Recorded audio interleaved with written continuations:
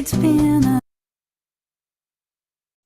long, cold, lonely winter. Little darling, it feels like years since it's been here. Here comes the sun. Here comes the sun, and I say it's alright. Little darling, the smile's returning to the faces. Little darling, it seems like years since it's been here. Here comes the sun. Here comes the sun, and I say it's alright.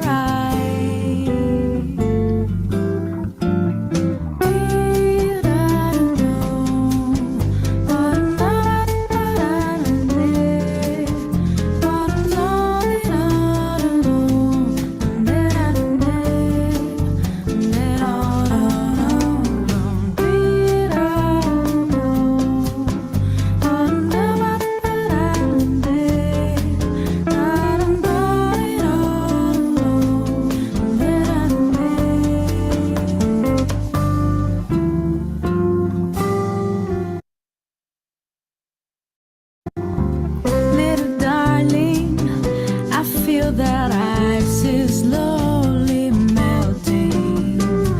Little darling, it seems like years since it's been clear. Here comes the sun.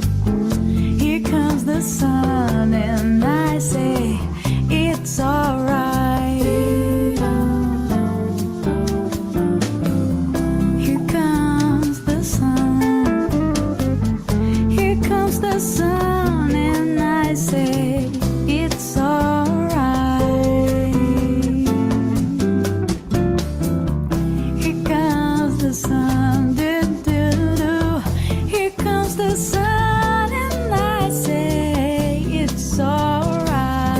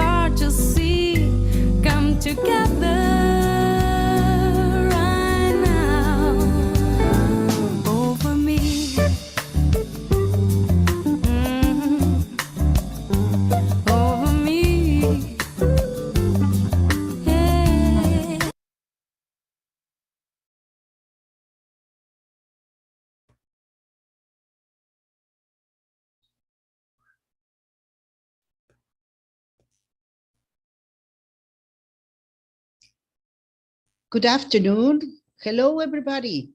Welcome, welcome. Welcome this afternoon to share with us this important celebration with our convention, with our international convention, our Meet 2022, and with this name that we look for it, connect, reflect, and engage, insights for the return to the classroom. Thank you for being here, dear teachers. Thank you. Patricia Medina, on behalf of Nutesa'S Academy Department, welcomes you to this afternoon. Lourdes, good afternoon. Hello. Good afternoon, Patricia. Hello, dear friends and classmates. Today, hello, Benji. Nice to see you from Arequipa. Hello over there. Hello, welcome. Hi there. Yes, yes. Hello. Hi. Before we start, we have something, okay? Some important guidelines. Benji, you are going to help us with this. Sorry. Yes, here it is. Yeah, so we have some important information before we start in our session of today. So the general guidelines. So please, the first one is mute your microphones during the sessions, please. It's very important. And certificates will be awarded daily. To obtain them, you must attend all the complete sessions in a day. So take into account that. And number 3, you must fill in the link in the chat box for your certificates and for participating in our raffle. Very important. So every 15 minutes, we will give you the link in order to have your personal data, and you will be participating for the international raffle that we have. And the 4th step we will be sending your certifications and your certificates from September 27th on. Attached, you will receive a survey to complete. All right. And don't miss our raffle at the end of the day. Okay. Yes. Okay, thank you, Benji. Let me stop sharing, right? Because we have an opening for sure. You know that this is an important event. This is our annual international convention. And of course, you know what is happening this year. Nutesa is 80 years. So we are celebrating our 80th anniversary with you, dear friends, okay? And to give a formal opening, we have to introduce our general manager, Mr. Enrique Capelletti. He is going to give us the opening words for this event. Don Enrique, buenas tardes. Hola, buenas tardes. Buenas tardes con todos. Estimados maestros y asistentes todos, es para mí un honor el poder darles la más cordial bienvenida a esta nueva edición de nuestra convención anual MIT 2022. Esperamos sinceramente poder satisfacer a plenitud vuestras expectativas de esta presentación de cara a la temporada escolar 2023. Este año estamos celebrando, como bien indicara Patricia, los 80 años como empresa comercial y puntualmente en el texto escolar vamos por 30 años. No fáciles, pero acá estamos gracias al apoyo de todos los presentes. Aprovecho para indicarles que este año tenemos un nuevo integrante, le hace editorial, en nuestro portafolio y varios productos o series nuevas, que entre hoy y mañana estarán recibiendo las pautas respectivas para ver las bondades que cada uno de ustedes esperan de las mismas. Creemos que estamos cada vez más cerca de poder tener nuestra reunión anual presencial y ojalá el siguiente año así pueda ser. No quiero cansarlos más y doy pase formalmente al inicio de esta convención 2022. Gracias por asistir y a seguir cuidándonos. Buenas tardes. Muchas gracias, Don Enrique. Gracias. Wonderful words and the formal opening words for our meet. Let's continue, Benji. Now it's in your hands. Okay, thank you, Patricia. So we have wonderful speakers today, and let's starting with our home speakers that we have in Nutesa during all the year. So let's start with this meet, which is called Classroom Management Retaking the Challenge. And we'll be having a lot of information about that. So let's start I have the pleasure to introduce my colleagues, Lourdes Loaiza. Let's start with her, biodata. Lourdes is an English teacher and teacher trainer. She holds a master in education and her areas of expertise are motivational, skills, and professional development. She has worked at many schools and in organized publishing houses.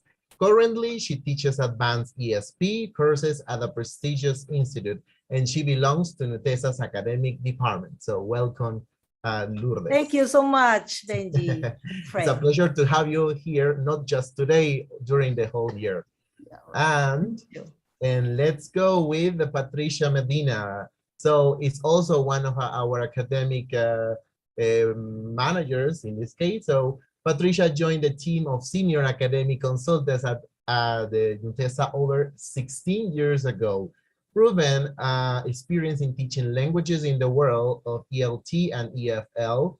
Her areas of expertise are classroom management, effective teaching practices in the content areas, and soft skills management in the classroom. She has participated in important conferences nationwide, a great academic motivator and expert in educational coaching. She's also an important YouTuber on the Nutesa channel and passionate about art, dances, and artistic expressions. Welcome, Patricia. So I think that you will be, it will be a good pair for this session of the opening of Nutesa today, Friday. Thank you so much. Thank you so much, Benji. Thank you. And good afternoon, everybody. Good afternoon. Thank you for being here. And let us share, right, Lourdes? Let us share what we have for our teachers this afternoon. Yes, you know that we have so many interesting things, yes, for you. Talking about classroom management, which is very important for all, in all the levels, yes, from kindergarten to adults. The classroom management is crucial in a classroom, yes? Yes, that is it, right? That is it. So let's start with this nice and interesting topic, and we want to share with you some advices, okay? Because, you know, after almost 3 years, returning was difficult, not only for students, but also for teachers, because we have to retake again our students, to retake the control. They are not in the houses anymore. Classroom management, retaking the challenge. Here we go. Tell me, you can use the chat box, right, to answer this question. What is classroom management? What do you think it is? We would like to read you, right? What is it? Benji, you help us with the chat box, probably if they are writing, okay? Yes. What is classroom management? Let us know, let us know. Yes, do we have some answers? Not yet. Not yet. They are quite shy, I think. Oh my God. They need movement, Patricia. Movement, my God. I would like to be singing and dancing as we used to do when we were presentially, right? But well, not that so there's an answer by teacher Anthony. Order during the class. Okay, order during the class. Okay. Yes. Says techniques we use in class. Okay, techniques we use in class. Okay. Teacher Luis says good atmosphere. Oh, excellent, excellent. Right, very good, very good. Okay, just sometimes we feel desperate, right? Desperate. Sometimes you are thinking that you want to kill probably the students, but we need them, so we cannot do this, right? For sure. So let's see.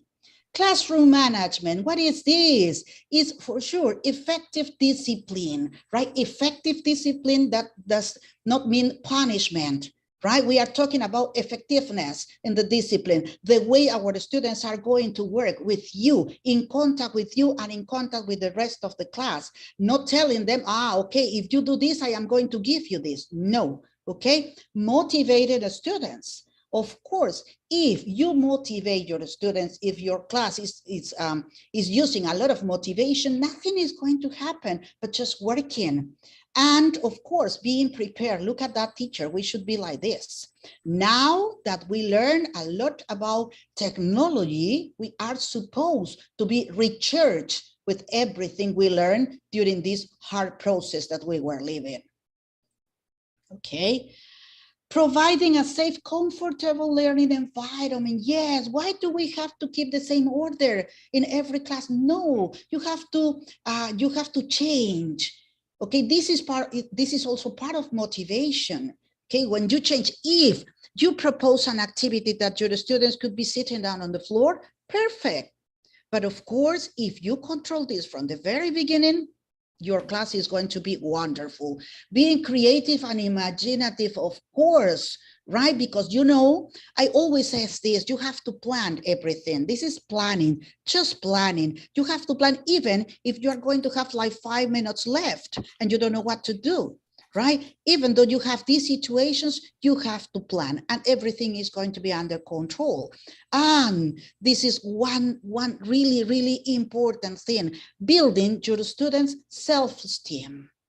Okay, now we have many children, many teenagers passing through these problems, depression, right? Problems about being alone, problems about not being with parents. Now they are with teachers, they are with classmates, but they were so close during these last almost 3 years. Okay, and this is what we have to start building up. Students' self-esteem, retain this and again. And what else it is?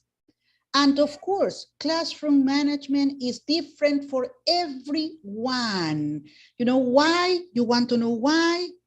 Because all of us are different. We are unique, okay? And we have our unique teaching styles. Of course, there exist strategies, methodologies, but we have to adapt according to the students, according to our audience. Remember, nobody is going to know your students better than you teachers because you spend almost the whole day in front of your students, the personalities, attitudes, okay, the student population, because for example, you can tell us, okay, Patricia, Lourdes, you are telling us to start playing with them, but I have like 40 students in a class, impossible. So we have to adapt. That is why I said create creative teachers, okay? And not all management strategies are effective for every teacher, of course. Probably it's like when you have a headache, probably, and you say, oh, I have a headache, oh, take this pill. Or I want to get on a diet. Oh, use my diet, but it's not working with me because I am different from you. Okay, so all of us has our own learning style. Let's see some principles in classroom management that probably you know this, but let's remember them, right? The first one, it says, consistent proactive discipline is the key of effective classroom management. Yes, look at this phrase, prevention is better than cure. So please, don't wait for the disciplinary problems to occur and then you start acting. No, remember that we are almost kind of psychologists too. You have to analyze your group, the previous minutes that you are in front of your class. Immediately we have that particular characteristic that you can detect. No, this student is like this student is like that student is like this. Immediately you have to start trying to plan or to prepare a plan on how to control this and you prevent. The first thing that you have to make your students remember is that you are the teacher. Even though you could be a friend for them, but you continue being the teacher. It's like when we say, no, I am your mother, I am your friend, but I continue being your mother. Okay, so you have to respect. You can be flexible, but with respect, okay? And here we have something, Lourdes, what we have for teachers.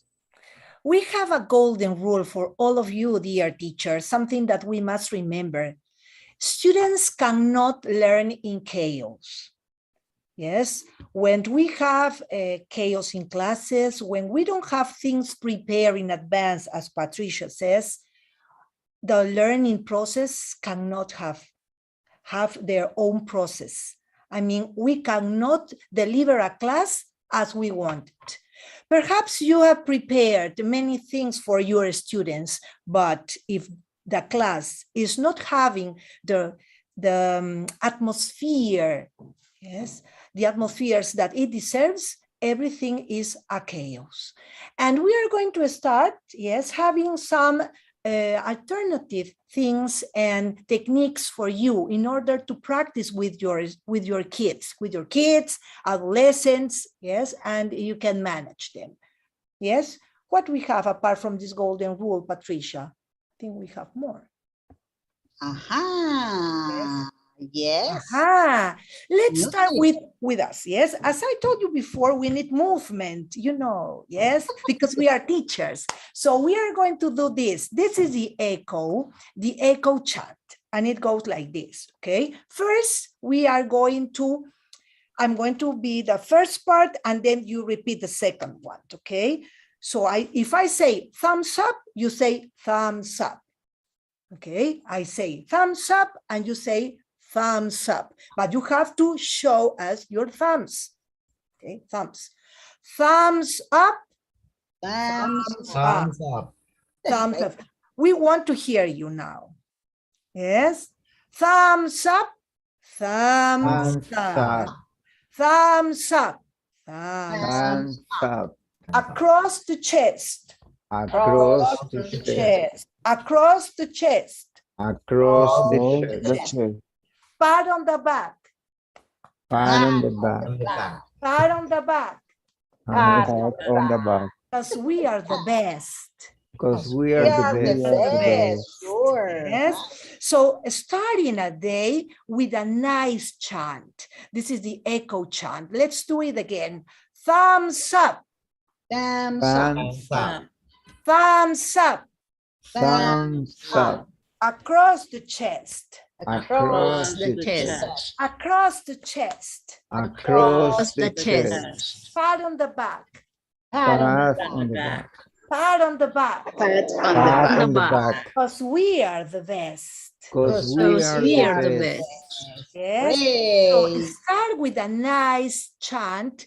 Yes, to start your day, a happy day, a happy classroom. Yes, try to change the previous class with your smile, with your English class. Yes, as you are. So Patricia, please click on the picture because we have the thumbs up, we have across the chest, and we have pat on the back. Sometimes we need patting, be patted on the back, yes? Sometimes we need a pat on the back, pat on the back. Someone who says, okay, you are doing it right. You are doing it well. Yes, you are on the way. Sometimes we need. And we ourselves can pat ourselves too. I can pat myself, yes, and I can pat my kids too, yes. So this is important. We consider it very important to start the class, yes, start the class with this. Yes. Okay, yes, and since we are the best, you know, this was very nice because really we are the best, right? The second principle is to establish routines for all daily tasks and needs. That means to work with our classroom routines, routinized collections of assignments. Everything you are going to develop in your class, you can routinize them. If you do this, students will know exactly what to do, but that doesn't mean that they are going to know how your class is going to flow. No, because this is boring, okay? But the routines, okay, probably you can have responsibilities with your students. You can do this, or you can do music also. You can work with codes, right? I always remember this, and I always mention this. I was visiting a teacher in a kinder, right? And she worked with codes, moving some cans with different sounds. And as the students were listening to these sounds, they immediately start realizing, oh, painting, gluing, okay, dancing, right? So you can use these codes to motivate your students, and music is going to be there in your class for sure. Orchestrate the smooth transitions and continuity of momentum throughout the day. In this way, no unnecessary lull is created that will breed classroom restlessness, which is the father of disciplinary problems, according to this new generation. Not my generation, probably because I was sitting down and poor of me if I move. No, probably the teacher immediately was going to call my mother and nobody knows what was going to happen with me. But now with this generation that is very difficult, okay, because they can do many things at a time, you cannot leave spaces.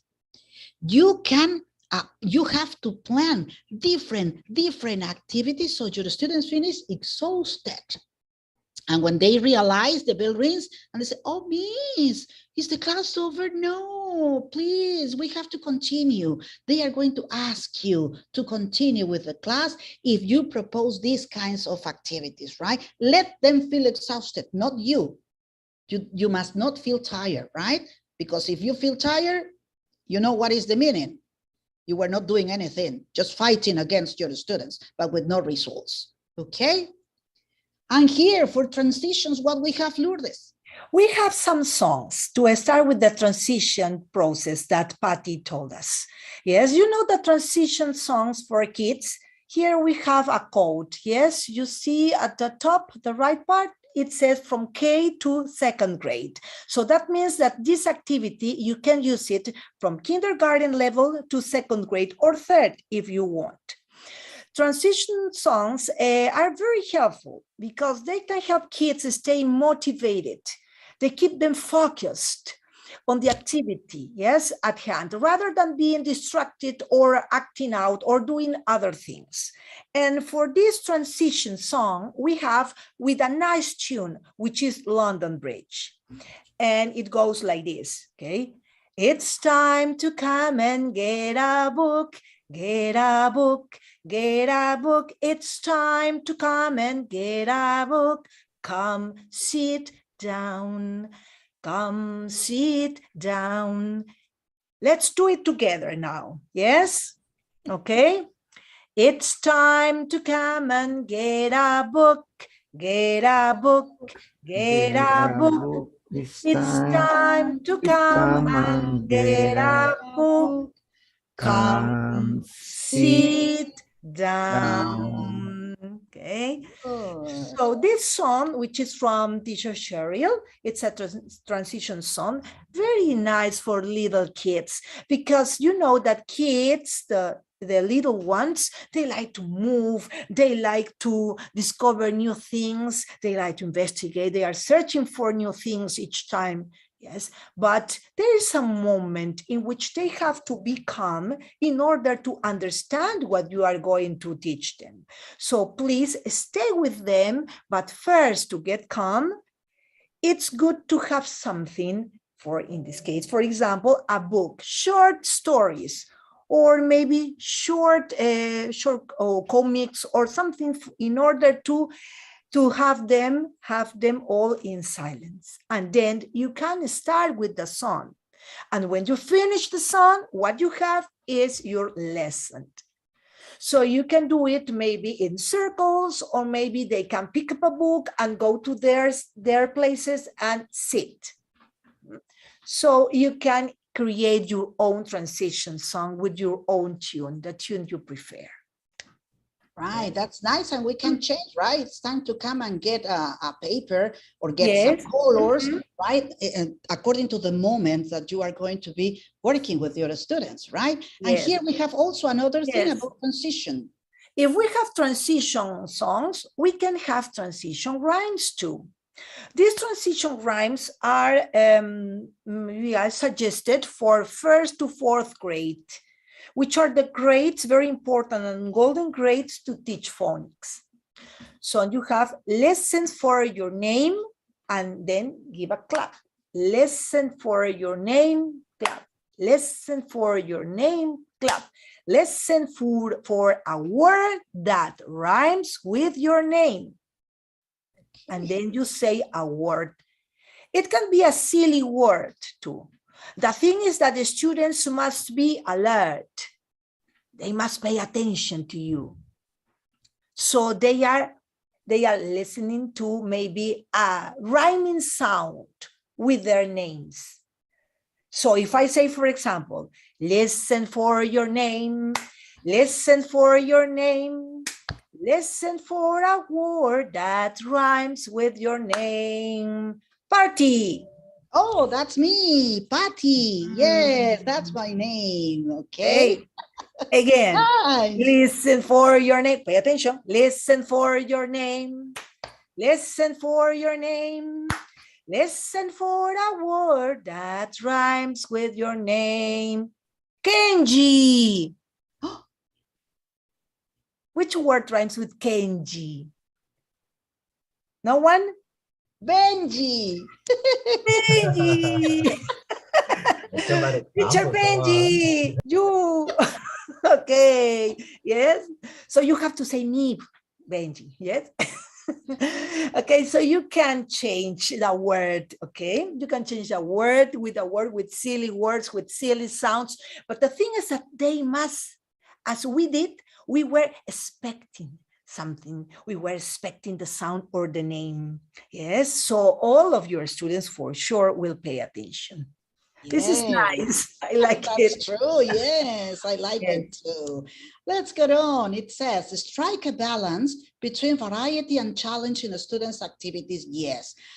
Probably you are thinking, but it's too much work, but we have to be focused on multiple intelligences, right? If you analyze your students, if you analyze the way they really like working in your class, you have to propose different activities for them, right? Songs, movement, a lot, because we have to be focused on these multiple intelligences, because if all the activities are the same, your students are going to get bored and discipline problems are going to occur, okay? As classroom manager, be aware of all actions and activities in the classroom. Look at this picture, right? While our back faces the students, when we write on the board, they have to know that you are observing them, even you are not looking at them. Okay, my students were used to telling me, Miss Patricia, how did you know that I was doing this? Because I have eyes in my back, I told them, right? So yes, this is what you have to control. Remember, we are artists, right? And I know, I'm sure that many of you do this. You are like writing, but your eyes are moving, trying to see what they are really doing. Or probably, if you listen to something strange, and you know exactly who was the one that is used to doing these things, you immediately say, ah, okay, Juancito, what are you doing this? And Juancito is like, yes, me, so sorry. Okay, probably we are lucky, but they have to know that everything you are doing in class, they are under control. Look at this, resolve minor inattention and disruption before they become major disruptions. We have not to wait until our class is out of control. Why? If you are observing, if you are looking, if you are smelling that the bomb is going to explode, immediately you have to stop. And to start, just could be talking to them, okay, calling the students to go out to talk to these students. So we ought to respond to inappropriate behavior so fast, okay? And for this, we have this recommendation, Lourdes, what we have. Yes, yes. For this, we have what we called the calm, a box of calm. Yes, Patricia says something very important, that sometimes kids are like the one in the pictures. Yes, they want to explode, to struggle, to do some things. Yes, in that moment, and for them, for these kids, we have this activity, which is called this a calm. Yes, a box of calm. What we do is we build a box of calm around the students' preferences, maybe. We always want to look at the 5 senses when we prepare this box. For example, if we are looking for something that has a sound, we can have a rain stick. El palo de lluvia, you know? Yes, el palo de lluvia has a soft sound. Yes. Yeah? Or maybe we can have this. I use this. For example, these are my cheeks. Yes. Yes, they have nice sound. If you want something to touch, yes, you can have a Play-Doh, plasticine, or maybe something like this, yes, or a fairy toy, yes, something the students can in this case, can touch, can feel, yes, because sometimes we have kids that they get, again, they recentrate themselves doing these things, yes, patting or having some things on their hands. If we talk about taste, we can have something like this, for example, yes, or maybe some chocolates, or maybe some other things, or mints. If we are in class, we can have mints too. When we talk about the smelling, we can have our perfume, yes, or maybe cinnamon. You can have some cinnamon sticks too, so students can smell. And sight, we can have a mirror, maybe for the sight. Okay, I have a mirror here with me. We can have a mirror, or maybe you can have a book, a short one. So you can have this box at a corner, in a corner of a room, of your room. So when you see your kid, your student is feeling like this, yes, has lots of energy maybe, and you want him to come, you send this boy or this girl to the box of calm corner, and he or she can sit and start exploring with these things.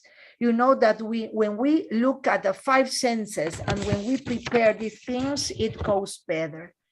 It's like a moment for this person, for this boy or girl that maybe is suffering or is having some problems, who knows?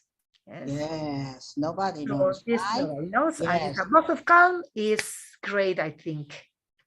really, really great, right? Very good. And we have this other, the flip chart, parking lot. Yes, the flip chart parking lot is a nice activity, because here we have, this is for primary or secondary level. You have a chart, you can have a papelógrafo, you have posits. Here I have my posits too. You have your posits, yes, your posits, and you have your markers, your pens or markers. And the objective of this activity is students can write questions and post them to the sheet, okay, to the papelógrafo, to be answered by the teacher later at the end of the class. So instead of saying, Miss, quiero decir algo, Miss, how do you say that? Miss, I don't have my book, Miss. Instead of interrupting you, they can write a word and then post it. And then, of course, the teacher is going to answer them. So students are going to feel, wow, the teacher answered the question I wrote. So I feel important. And we have some pictures to show them, Patricia, please. Yes. This is one for the secondary level, maybe. They have different colors, and in other parking lots, they have papers. And for the little kids, we have other example. This one, the parking lot. Then you have to post your questions there. Yes, so you have your cars and your parking lot, and you can place this chart next to the board or behind the door too, next to your blackboard, to your whiteboard. You can place it there too. Nice, nice. Let's have all of us our parking lots in our classes, yes. Right? Yes.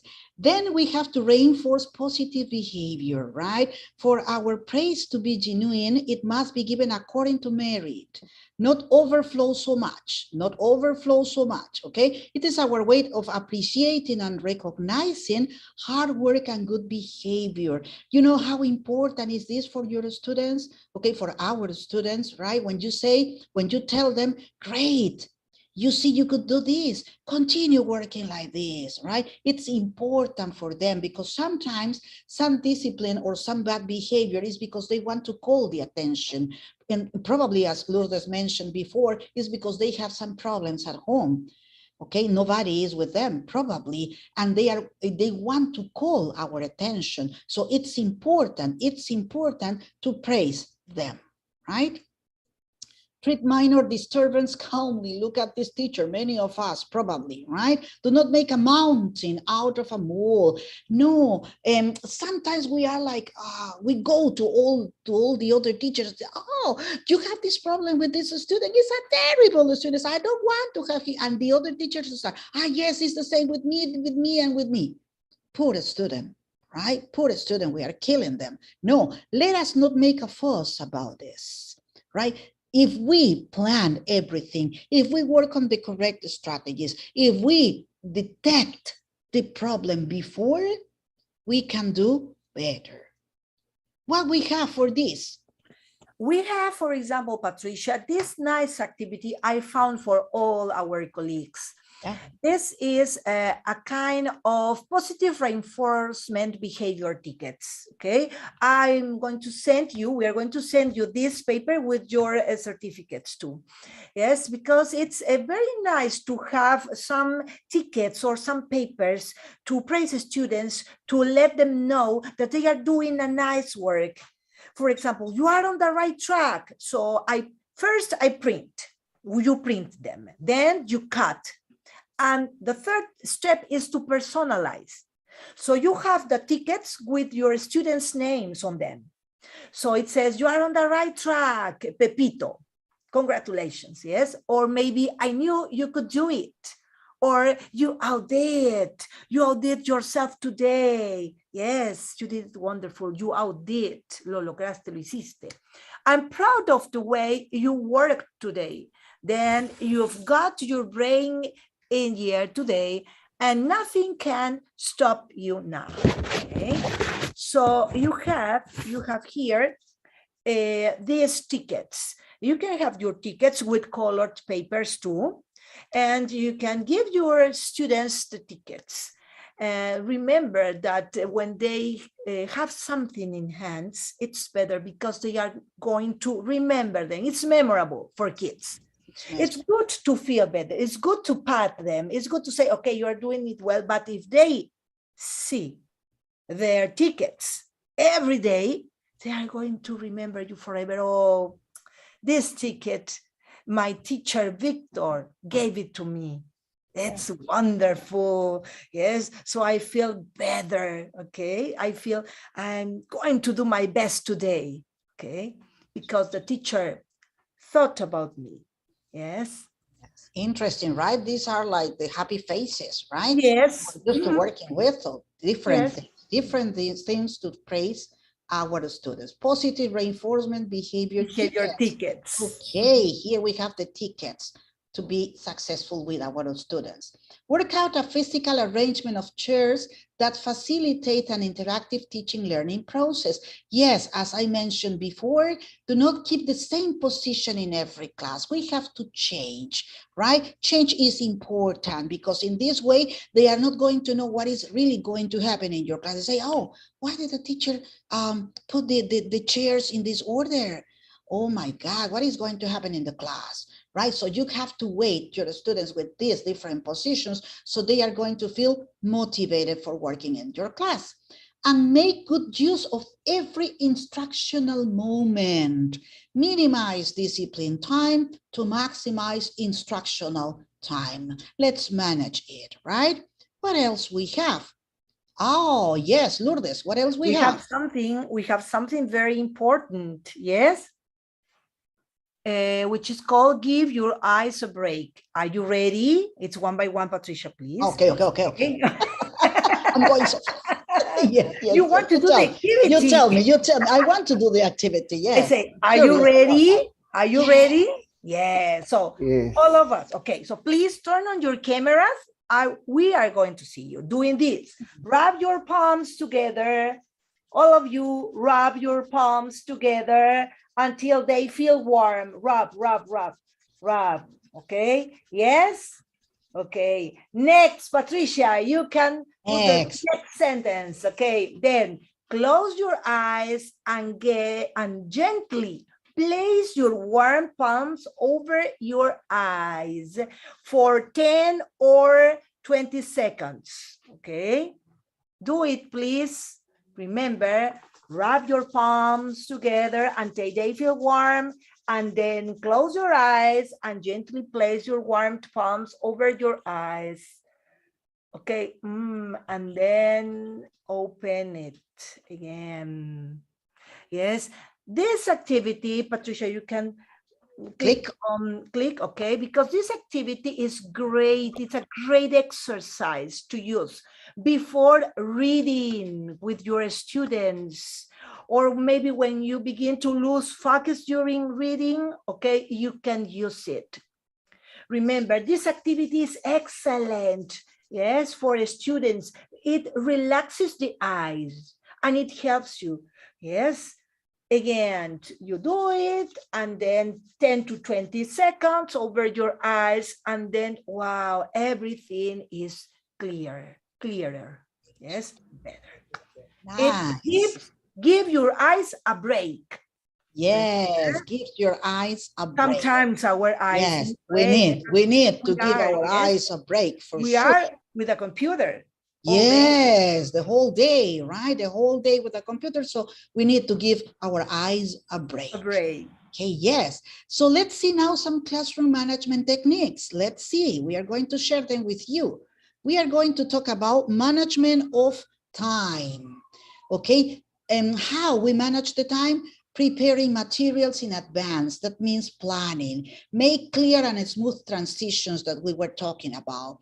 Be flexible with time assignments. Yes, of course, and schedule all the activities, right? If you do this, you are going to save time for sure, right? Then we have management of discipline. Use verbal reinforcers. Dialogues can help. Let the students express and explain what the things are happening with them and award merits. Okay, what else we have?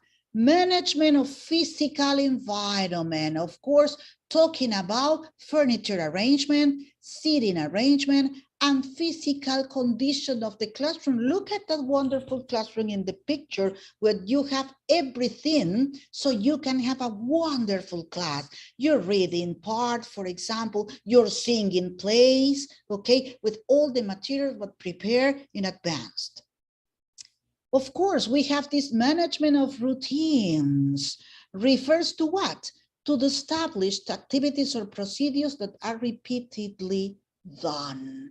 Okay, we talk about class routines, so we are going to reinforce this every day with different activities, with different responsibles probably.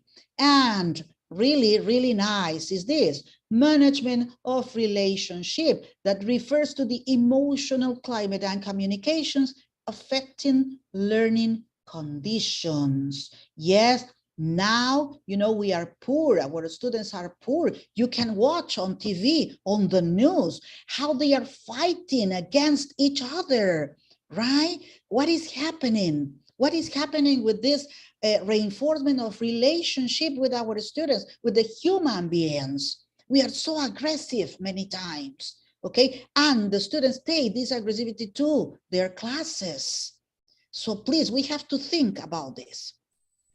And what do we have here for this? Yes, for this, we have something very important that we considered. This is like time to reflect as teachers. We have to do a research of our own teaching. Yes, help yourself with these questions. These questions are from Jim Scrivener, yes, from the book Classroom Management Techniques. And I consider that we can have them in our agendas or in our books, yes, because sometimes we, nobody says that how well or what do we have to make better when teaching. Sometimes we are the only teachers at school. Sometimes we work with somebody else, we don't know, but we have some questions that are very important for you as teachers. Can you click on them, Patricia, Yes, please? of course. The first group, we have a first group. Are my instructions clear? Think about it. Sometimes you have your students doing other things and you say, wow, but I did this. I told you something different. Why didn't you understand it? Maybe your instructions are not clear. Yes. What kind of attention and support do I give to particular students? Yes, talking about the ones that are misbehaving in class. Do I talk too much? That is my case. Yes, I that is your talk too case. much. You have to Yes. think on your own. They have to stop me. Yes, miss, please be quiet. Do I talk too much? Do I have mannerisms? Maybe verbal or gestural? Maybe I say, okay, okay, all the time. Or maybe I say, yes, yes. We do it? Yes. We cannot do it? Yes. Of course, yes. Why not? Yes. Goodbye, yes. Hello, yes. And I'm exaggerating, okay? But sometimes we suffer from this mannerism and we don't know. Yes, we don't know because we are the only teachers at school, the only English teachers, maybe. Yes. Next, Patricia, we have a couple of questions more. Why do the faster students seem to get bored as the lesson goes on? Why do I see my students' faces? Yes, I see that boredom in their faces. Why? What is happening? Yes, maybe it's me, maybe it's the class, maybe the tasks, maybe they are not interesting tasks. What happened? Why do only half the class do the homework? Yes, did you think about it before? Why?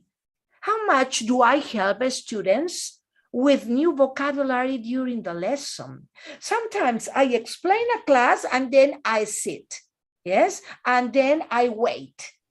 And my students are not doing anything because they are shy and they don't say, Miss, I don't understand that word.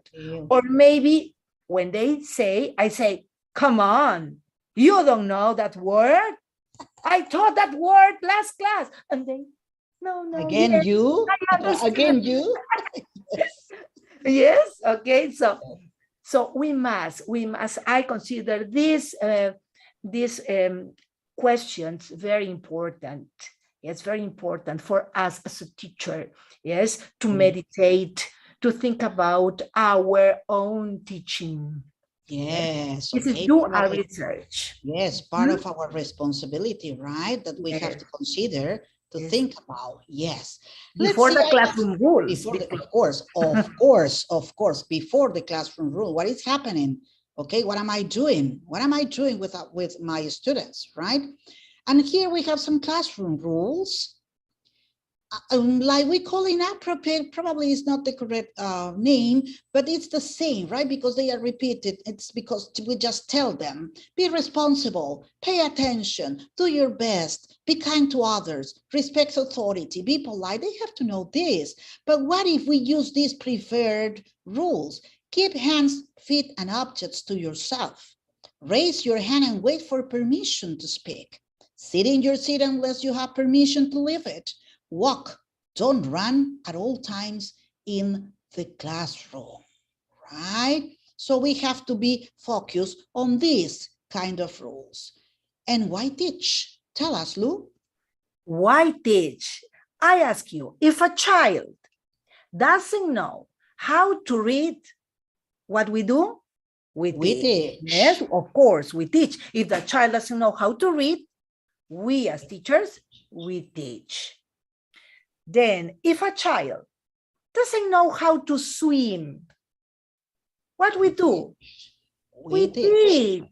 We have to teach them how to swim, but demonstrating, yes, because they learn by imitating us, imitating the teacher. And then, if a child doesn't know how to behave, of course, you complete the sentence, please. We teach. We must teach them. Sometimes we, as Patricia says, be positive, be responsible, do this, but we don't teach them how to do it. We don't give them the strategies, the techniques. We don't show them the way to do these activities. And then how are we going to ask them to do something they don't know how to do it? Yes. Yes. So remember this, dear colleagues, dear teachers, we must teach them how to do the Yes, that is true. We have to teach, to model. Remember, what a great responsibility we have as teachers. Yes. Because you know that our work sometimes it's the law for our students, right? Nobody else is going to make them change when they listen some words from their teachers. So it's a great responsibility we have. Here. And here we have this classroom management traffic light because we consider that we can't close these techniques with something which is called the traffic light. The first one, the red light, for example, students, they are not behaving well. So stop and think, you can say, this behavior is not acceptable. It's not acceptable. Ask for a break. And in that break, go to your calm box. Yes, to your box of calm. Go, yeah, okay. You are with a red light. Please go to the corner and have a seat. Okay, pat your toy. Yes, make some music and that part. Okay, yes, because you are in the red light. You are going to misbehave. Yes, then time to calm down with the yellow one. Take deep breath, pat yourself. Yes, do that part. With the red one, excellent behavior. Keep up the great work. And you are going to use your tickets. So you use your tickets for the green light. So for each of the lights, we are going to use one of the strategies we are sharing with you today. Great. Yes. Yes, great. That's nice. Yes. Wonderful. Wonderful, right? Very good. This is a simple way to track students' behavior in the classroom with the lights. You have a red light, go to the corner and have a seat and relax and be calm. You have the yellow one, okay, yes, pat yourself, what happens to you? Yes, some taps, okay? And then the green one, you deserve a ticket. Excellent, So you have excellent, very good. Now, please, all of you, reach up, like the picture. All of you, we want to see you. Reach up, hands up, reach up. Patricia, you too, reach up. Yes, Grab a star. Grab a star. Grab a star. Look through the window. Grab a star. You are, put it in your heart because you are so special. Yes. You are so special. Reach up, grab a star. Put it in your heart because you are so special for us. Really, yes, you are. And here we have this. Teachers who are ready, maximize student learning and minimize student misbehavior. And with this, we want to say, thank you so much. Thank you so much for sharing with us, okay? We hope you really enjoy and you can have some alternative for your classes, right? Yes, okay. And we continue because we are like this. This is our academic team, okay? This is our academic team. We are doing multiple things at the time. Yes, Patricia, and don't forget to let the teachers know that they have to register in order to have their certificate. Oh, yes. Let them, okay, tell them, Benji. Tell them. For the certificates and for the raffle, yes, Patricia, because we have so many surprises for you. Please, don't forget. Yes, and we are going to have 10 minutes break. Don't go, don't leave the room, okay? Just, you can turn on your cameras, go for a coffee, but before, we want to show you something because we have some really good friends from Nutesa telling us important things. And of course, you are going to watch at the end of this a video about us. So we want to share this with you. And then we return with our second session. Let's see. Coffee, grab a coffee, grab sandwiches. Watch this. Oh, sorry. Wait. Yes. Just a minute. Oh. What happened? Somebody made me close my screen. Yes, sorry.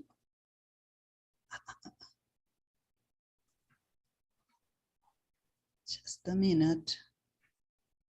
I'm going to close this. Well, technology. Yes, technology here. And let me go this and let's see. Okay. Tell me if you are watching, Yes. please. Yes, Patricia, we are watching Right now. Okay. a screen, yes? Now.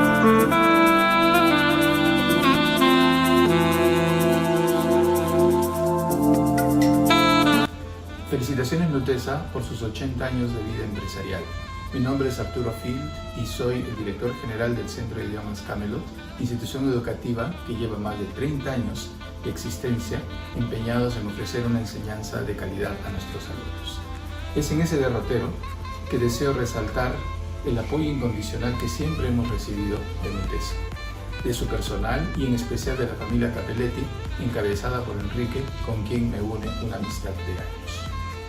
Nutesa siempre estuvo y estará, estoy seguro, para apoyarnos en nuestras actividades educativas en pro de los profesores de inglés y ejecutivos de nuestro querido Perú.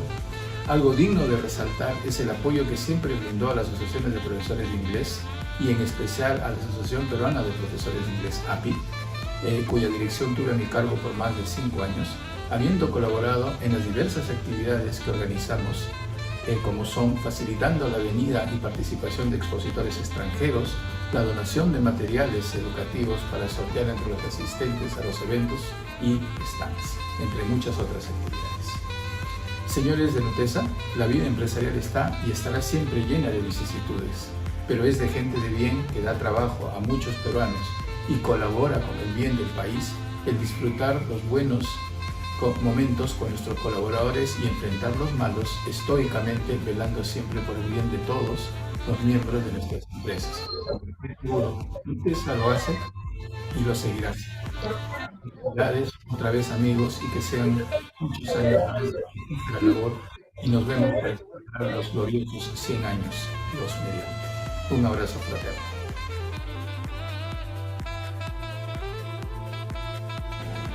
Queridos amigos de Editorial Nutesa, a nombre de la Institución Educativa Santa María de la Providencia y a nombre propio, mi nombre es Mario Casas Zurita, director académico de dicha institución, quiero compartir con ustedes la enorme alegría que sentimos de que ustedes puedan cumplir un aniversario más al servicio de la educación y como aliado de muchas instituciones educativas como las nuestras.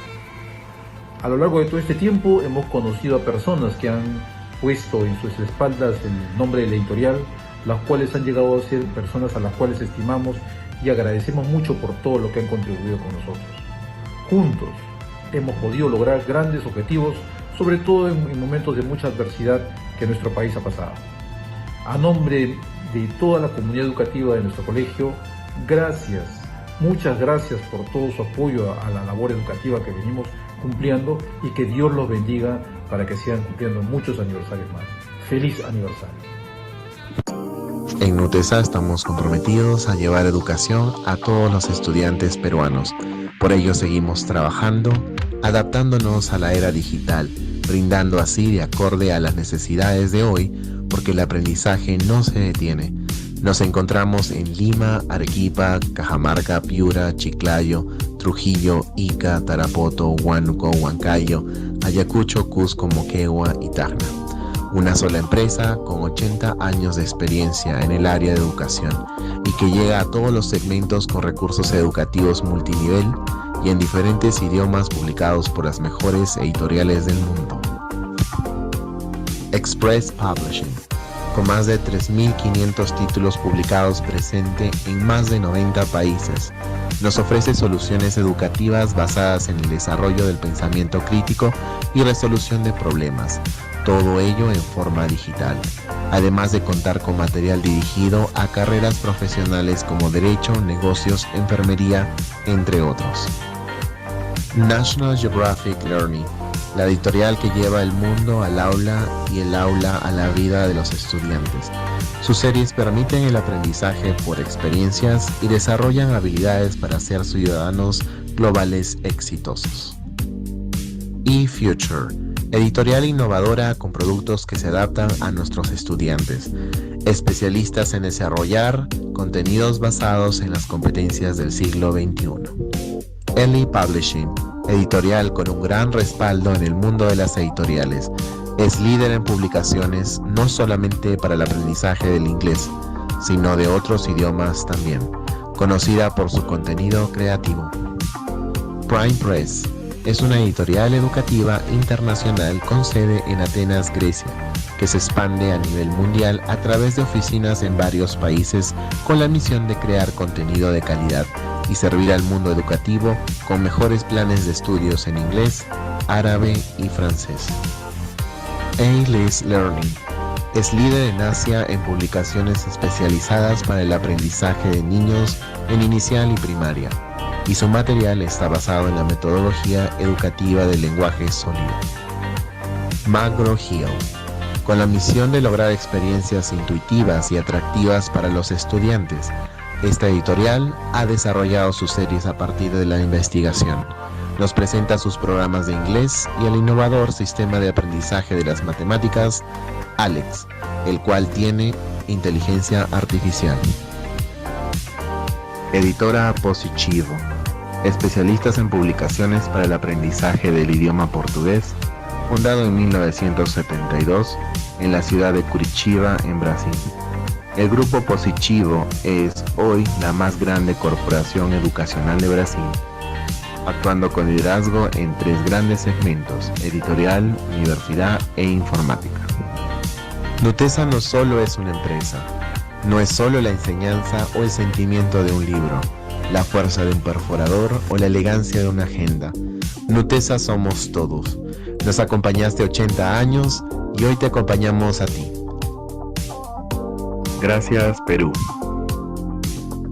Síguenos en nuestras redes y entérate de nuestros próximos eventos mediante Facebook, YouTube, Instagram y LinkedIn.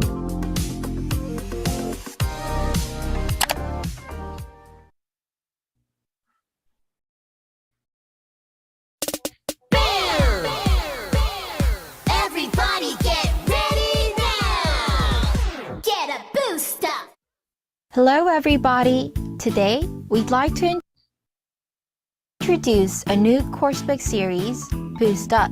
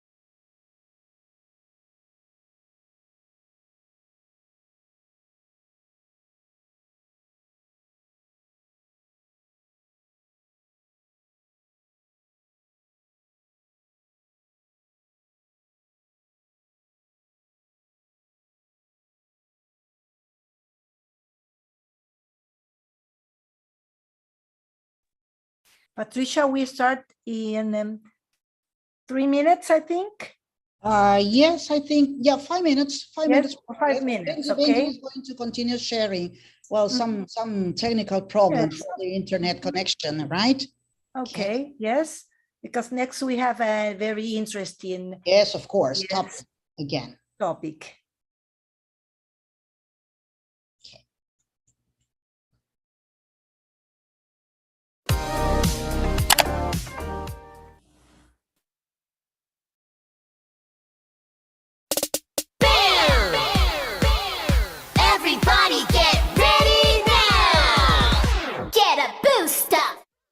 Hello everybody! Today, we'd like to introduce a new coursebook series, Boost Up.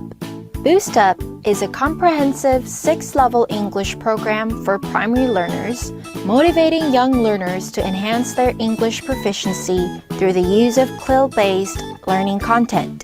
It features extensive lessons designed for young learners to develop 21st century skills and become successful global citizens. The main target learners for Boost Up is primary level learners from grades 1 to 6. Hence, Boost Up is a primary coursebook that can be used as the follow-up series to open up. You will see the characters in Boost Up growing as the levels of the program increase. The characters reflect the learners themselves, thus it helps students to be immersed in situations of the books and use the expressions they learn in their real lives. Each character has a role of leading students to the specific activities. For instance, you can find Tom when the activities are for enhancing creativity, while May is found in the critical thinking activities.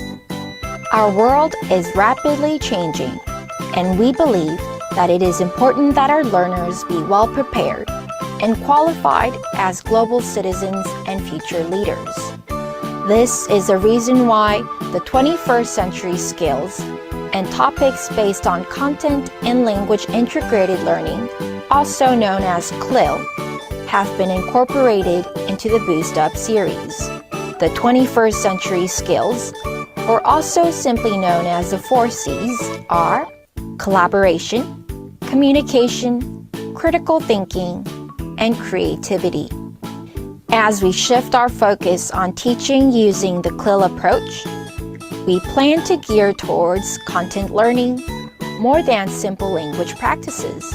We believe that the 4 C's will enable students to be empowered, allowing them to successfully adapt to the 21st century.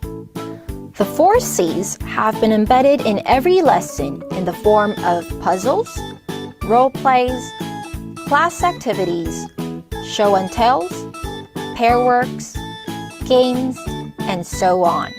Teachers can use these activities accordingly to suit their classroom needs. Now let me introduce the Boost Up contents. The Boost Up series is divided into 6 main levels. Each book contains 8 units, and each unit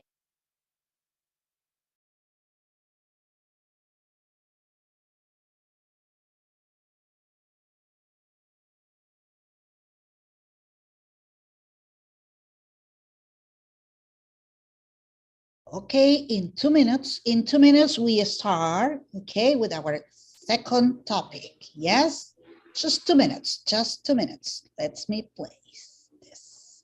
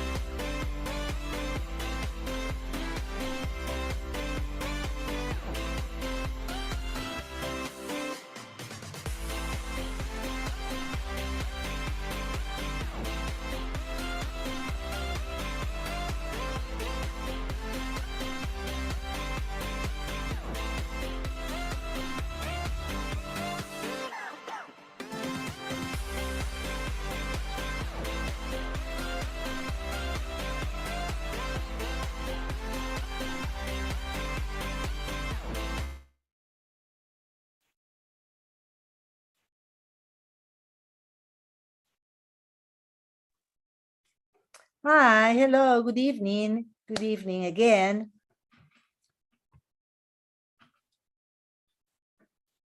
Hi, nice to see you. Yes?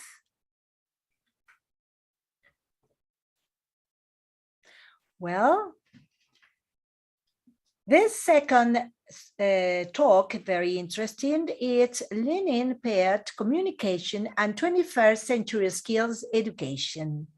Yes, and with us we have, where is Joseph? Yes? Yeah, Joseph. Joseph, hello. Hi. Yes, Joseph is an EFL teacher, content developer, and teacher trainer. He has a bachelor's degree in history from Guilford College. He has taught English in South Korea for 7 years, working with the students of all ages. After leaving the classroom, Joseph transitioned to educational content development, where he has written textbooks and teaching materials for young learners and elementary school students. Joseph has joined eFuture this year to assist teachers in an ever-changing educational environment. Let's welcome Joseph with warm applauses. Yeah, welcome. Welcome, Joseph, to Peru. Thank you. Virtually. Thank you very much. Can everybody hear me okay? Yeah, Yes. welcome. Okay, wonderful. Thank you. Let me share my screen so that we can get started. Okay, everybody should be able to see that, right? Yes. Yes. Of course. Wonderful. Okay, great. Well, hello. Yes, my name is Joseph, and I am an ELT consultant with eFuture. It is 8 o'clock in the morning in South Korea. So good morning from me. Good evening to everybody out there. So I guess let's dive into this. I will be talking about paired communication or paired learning, and how it relates to the 21st century skills. I really enjoy talking about paired learning because when way back when I was in high school, my very first job was as a swimming teacher. So I've been a teacher of sorts since I was 14, 15 years old.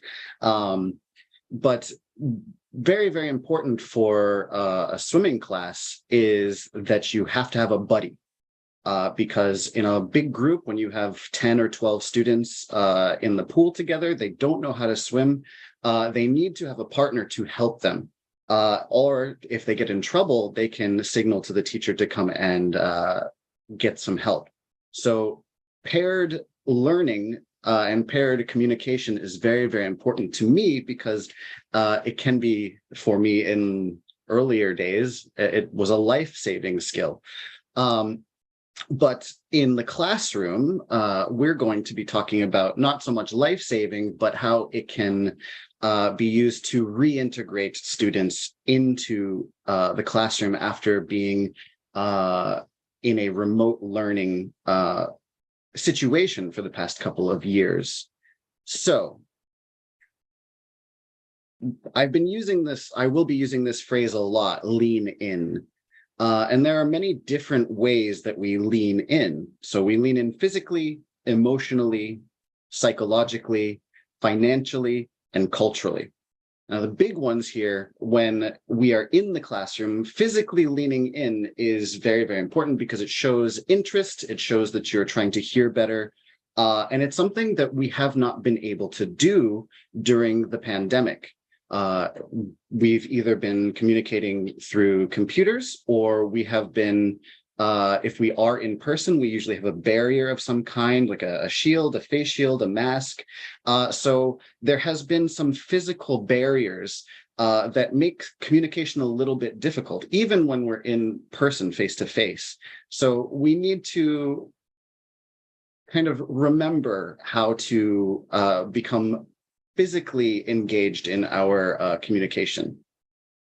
But emotionally and psychologically, when we lean in, we do this to create intimacy and to devote ourselves to our task, to commit ourselves to our task. And when we do this as teachers, it's to communicate how we feel. As teachers, we do this because we love to teach, and we want to communicate that to our students.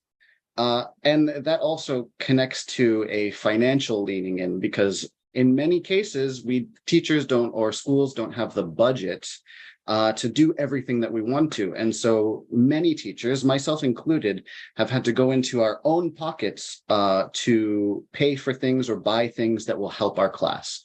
And when we do that, it's tough to do as a teacher, because most teachers don't make a whole lot of money, but we do that because we're committed to what we want to do. We want to make our classes the best that they can be. And then, of course, the big topic that we're here to talk about is culturally leaning in. And we do this so that we can share our experiences with everyone else.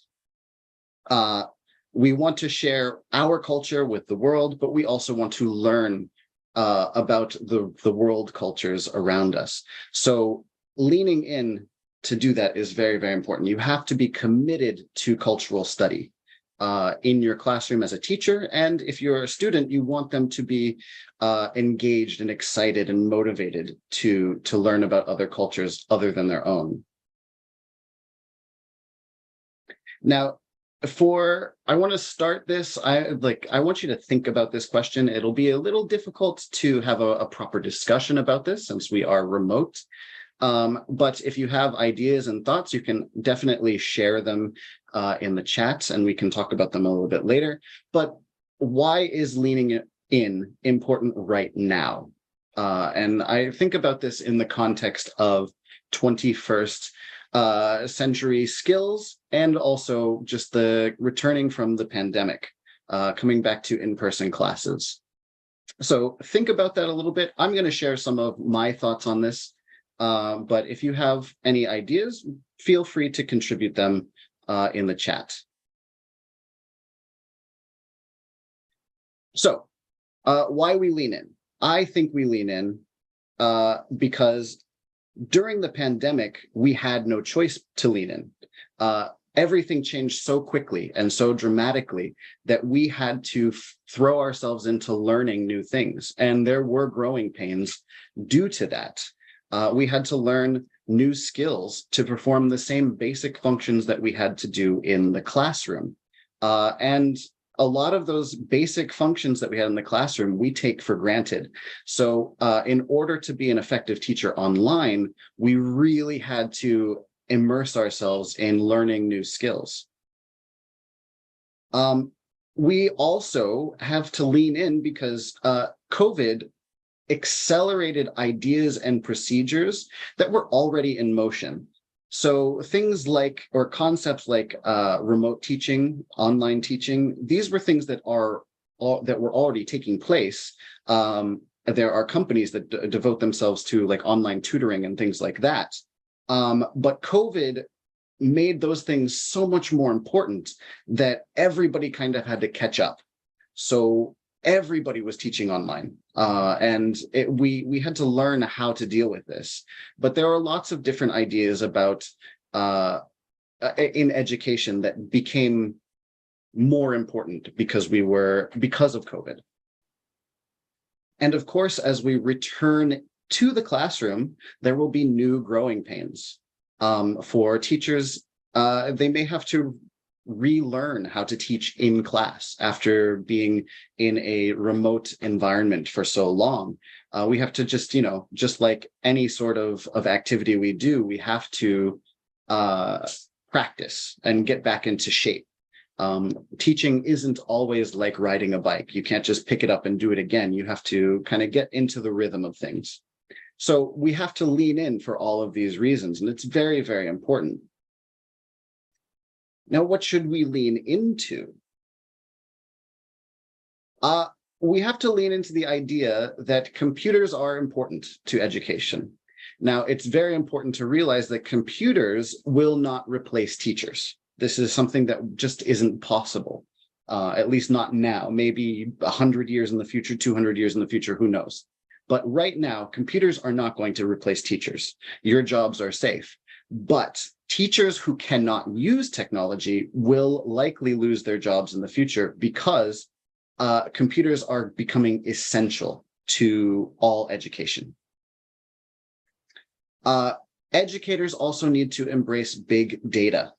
And so when using computers and using the information that is gathered on computer databases, we can use this to our advantage as teachers because it can help us evaluate our students better, but it also helps us to communicate with parents and administration a lot better too. We can send reports to parents, we can express our needs to administrations a lot better.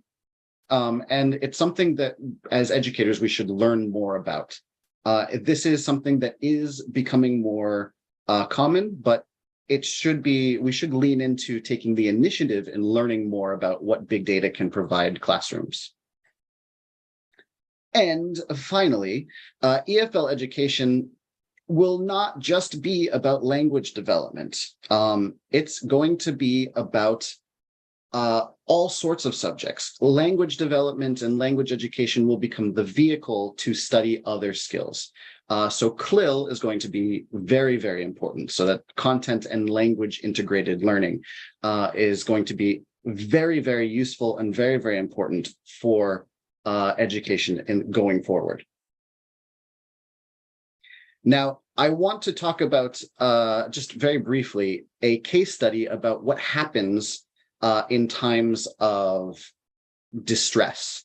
And I want to use the example of Hurricane Katrina because there hasn't been a lot of long-term study on what the effects of the COVID pandemic are on education, partially because we're just getting out of it and these studies take a long time. And we haven't really seen the full effects of what COVID has done to education. But we can look back at Hurricane Katrina as an example of what we can imagine as like a worst case scenario. And what I mean by that is that in the United States alone, 300,000 students were displaced by Hurricane Katrina. So they lost their homes, they had to move to different places. And in the immediate recovery process and the immediate aftermath, disaster policy was focused on food shortage and health problems. So that's where people focused. We saw that a lot in COVID as well. They were focused on, in places that were severely locked down, focused on getting people food, focused on getting people treatment. There was less emphasis on mental health during the Hurricane Katrina disaster. We did see a little bit more emphasis on mental health in some places during COVID, though. However, the big takeaway from this was that Columbia University did a study that showed that 34% of those 300,000 students, so it's about 102,000 students, were at least 1 year behind their school age, or 1 year behind in school for their age, I should say, because of this displacement. So that's really, really telling. Hurricane Katrina and the recovery process took about a year, and the students were a year behind. COVID has been 2 to 3 years running now. So we can assume that there might be some problems with getting students reintegrated and getting them up to speed once they return to classrooms. Now, one of the other things that occurred because of Hurricane Katrina was the fact that students were 4.5 times more likely to have serious emotional disturbance because of the hurricane. Now, this is, as I said, a worst case scenario. We can't assume that this will happen again with COVID, but COVID was an emotionally draining event. And we have to be, as teachers, we have to be prepared to deal with those emotional disturbances if they come into our classrooms.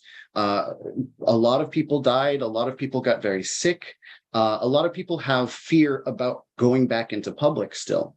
And so we have to anticipate these things as we go forward, as we return to the classroom. Now, if young learners are behind, we have to think about these three questions. How can I get young learners to work together? How can I guarantee that young learners learn to regulate feelings and behaviors as a group? And how can I get young learners to express their thoughts and feelings? Now, especially for students that are very young, maybe they started their formal education online and have never actually been in a classroom. So they have to also develop some very important social skills that they couldn't get just through operating through Zoom. So these questions are very, very important. And I am here to argue that paired learning is a way to help address these questions.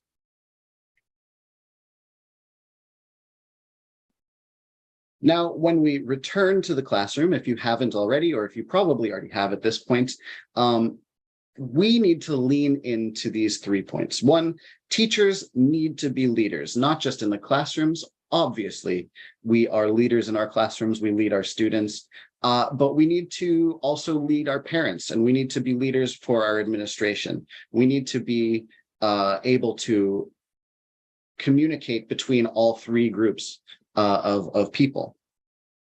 Teachers need to help their students reintegrate into the classroom environment, just like I said, especially for those students who have had limited classroom exposure.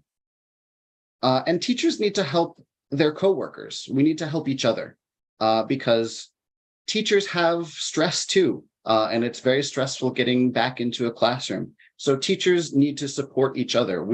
It can be very easy sometimes to go into your classroom and forget about the rest of the school, but everybody needs help.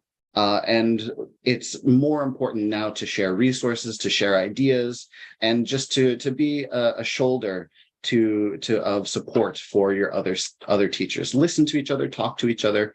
It's very, very important. It's a simple thing, but essential. Now, let's talk about these 21st century skills and how we can apply them. So just as a quick overview of what the 21st century skills are and what they do, they prepare learners for an uncertain future. We're teaching students now, but the students, young learners, they still have 12 to 15 years of education ahead of them before they enter the workforce, before they enter the world as adults. And we don't know what that future is like, but the 21st century skills are there to assist in giving them some ideas to be prepared for that world. It connects language acquisition with global communication. And so this is going beyond just those formal linguistic skills. It's more than just teaching vocabulary and grammar, things like that.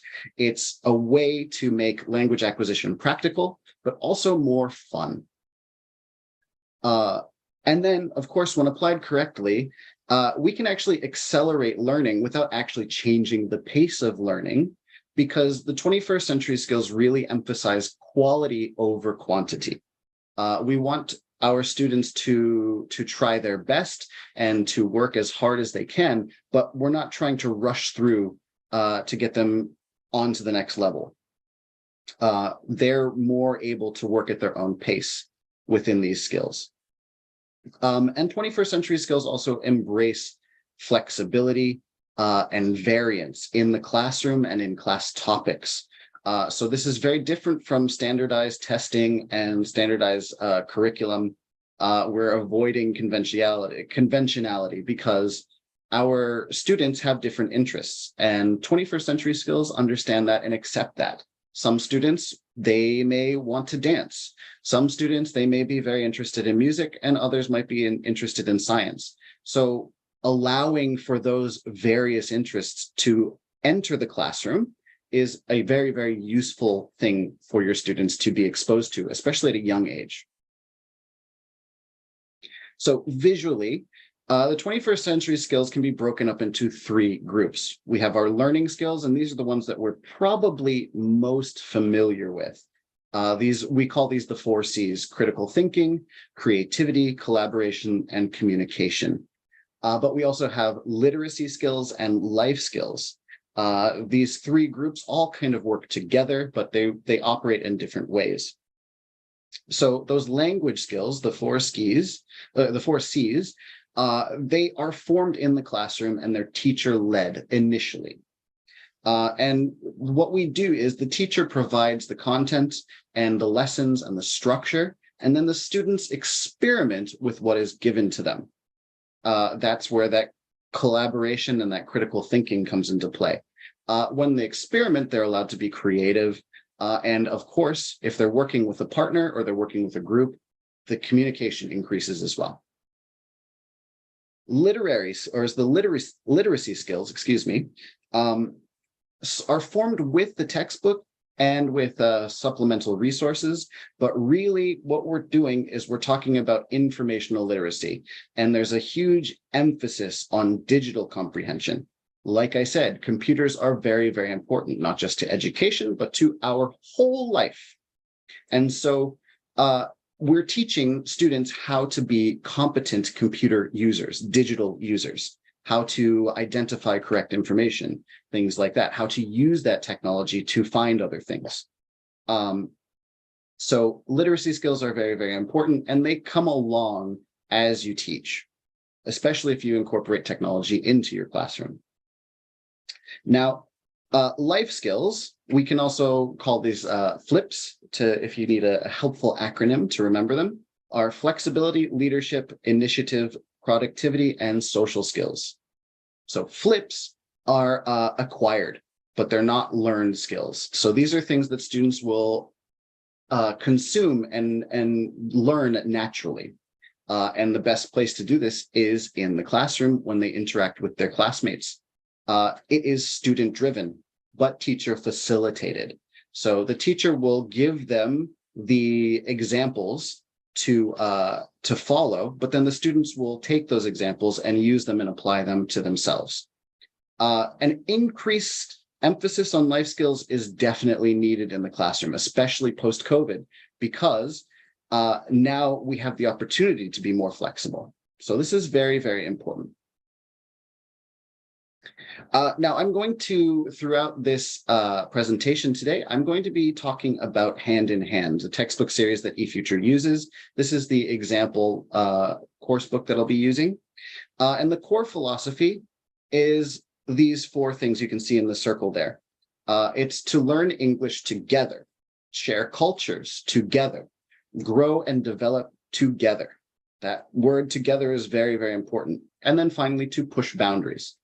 This core philosophy is wrapped up in the 21st century skill mindset. So there's a heavy emphasis on the 21st century skills, specifically the 4 C's, and CLIL content.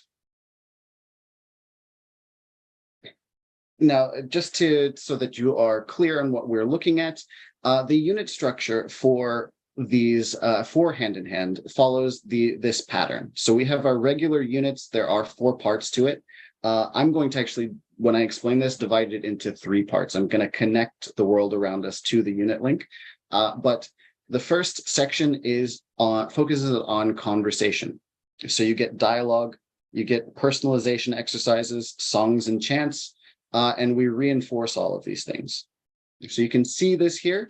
There's plenty of wonderful pictures that you can use, and the dialogue is practical.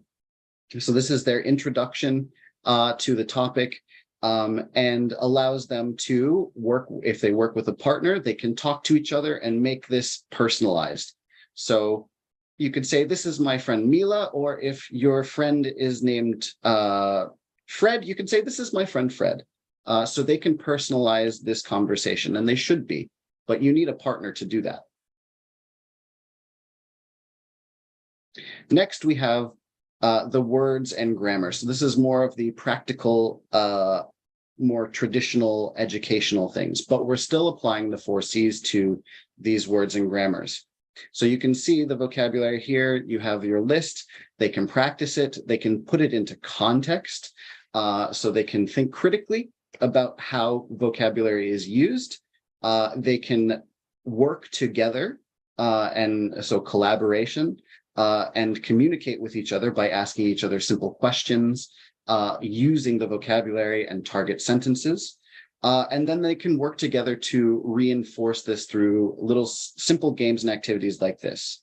Now, all of this you can see is used perfectly with a partner. So paired learning is very, very useful with these sorts of activities. Every single activity here can be used as a paired learning activity. Now, the world around us and the unit link, this is where we bring in culture and we bring in comprehension. So we're talking about different cultural things that are connected to the rest of the unit, but we're expanding the world of this language. So here you can see they're talking about parks and different things like that. We're talking about reviewing animals and all the previous stuff from the earlier units. So these pages are fun, they're engaging, and they lead you on to our school link units, which are kind of summary units in the book.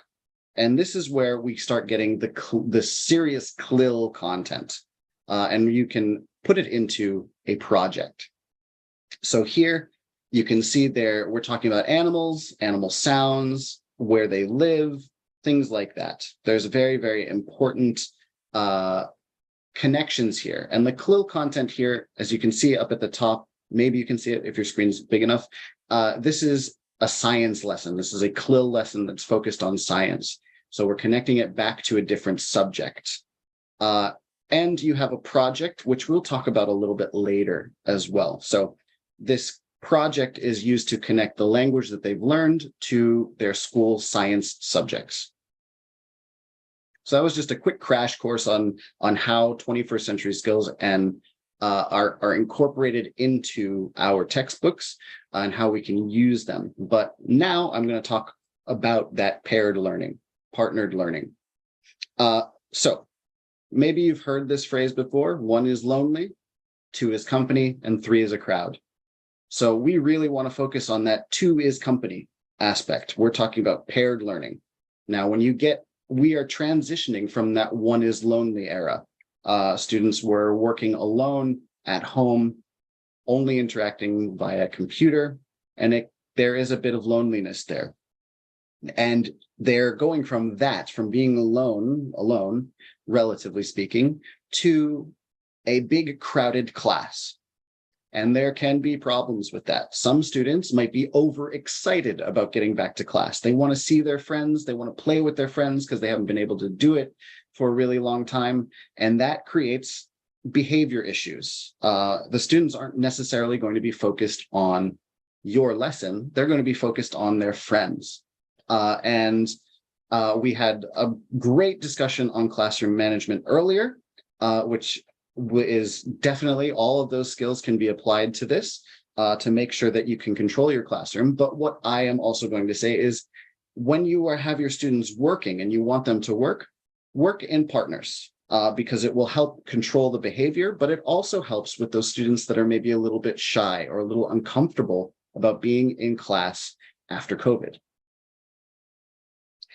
Now, paired learning and paired communication are all about being social. Learning is social. And socialization is the cornerstone to all sorts of developmental skills. So linguistic skills are social. Cognitive skills, social. Emotional development, social. Being social, interacting with people, talking to people, and not just talking, but communicating is very, very important to learning. And paired learning is less stressful than group learning because there are fewer people that you have to impress or you have to interact with. So with a shy student, they're probably more comfortable talking to one student as opposed to 3 or 4. And paired learning is more communicative than individual learning because obviously you have feedback, instant feedback by talking to somebody. So these skills, when applying them with paired learning, is going to make your life a lot easier in the classroom, but it'll also make your students a bit more comfortable. Now, in the post-COVID era, as we return to the classroom, as I mentioned, some learners and their families might still have concerns about large group gatherings, but as I mentioned, paired learning is going to help gradually reintegrate these students into a classroom, into a large space. Limited contact is great, but we can still increase the communication. And those learners that are starved for interaction, the attention-starved learners, paired learning gives them that attention. It gives them very direct one-on-one attention that they can enjoy, but it also helps you manage how much of that behavior gets cast out into the classroom and creates distractions. So you're limiting distractions with paired work. And of course, communication becomes the focal point of your learning. So paired learning means a lot of paired communication, and that's essential. Now, why paired learning works? It's actively engaging with language. The students or the learners, they give feedback to each other, and they can also reach conclusions together. So they help each other, they work with each other, and there's a way they can guide each other in a way that the teacher doesn't have to. The teacher can then be on the periphery and monitoring the entire class while the students are helping each other. So you're creating and reinforcing independence within your students. The students are also developing new language fluency together. And when they're doing this, they're enjoying it. They're having fun because they're working with a friend, they're working with a partner, and they are not going to be ignored. Now, things to consider when you use paired learning. How do you pair your students? How often do you rotate pairs? And how does the teacher model behavior? That last one's very, very important. Now you see here that I have a couple of different examples of it. The ones that are grayed out, I'm not going to talk about because I don't think they're very useful in a young learner class. So homogeneous pairs and heterogeneous pairs are two different types of pairs. I will talk about those next. So don't worry if those phrases are a bit academic. And then high frequency rotation versus low frequency rotation, just how often you rotate between pairs. And then the big one, explicit modeling. I'm not going to talk about implicit modeling today. So homogeneous pairs and heterogeneous pairs. Homogeneous pairs are pairs where the learners are paired based on similarities in their learning ability. So they should be right around the same level in skill. And this is helpful because the learning is not hierarchical, meaning that one student isn't better than the other, and that doesn't create a power dynamic where the better student becomes the leader and the lower level student becomes the follower. Since they have equal skills, they're not going to be, so they might be competitive, but there won't be a power dynamic, which is important. In homogeneous pairs, the learning goals for both learners are going to be about the same. They're going to be practicing the same skills and using the same skills to their advantage, which means that there's also little variance between the learners in terms of what they can and cannot do. Now, this is where it can be a good or a bad thing, because when your students have the same skills, they aren't going to be bringing necessarily new ideas that the other student doesn't already have to their discussion and to their communication. So that could be a good thing, but that could also be a bad thing. It's really up to you. Heterogeneous pairs is just the opposite. It's where you have one learner that is a higher level learner paired with a lower level learner.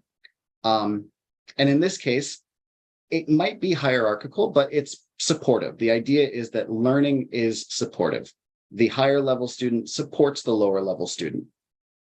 And because of this, the learning goals are going to be different. If you have an activity that has multiple steps to it, Some of those steps might be a little bit more challenging than the lower level ones. And if they're more challenging, the higher level student gets to do the challenging ones, and the lower level one can still actively participate by doing some of the simpler skills. And because of this, there's going to be more variance between the learner skills, which means new ideas and concepts can be incorporated. Now, which one is best? That's totally up to you. I have used both in my classrooms. Randomized pairs, which you may have seen on the other screen, or the last slide.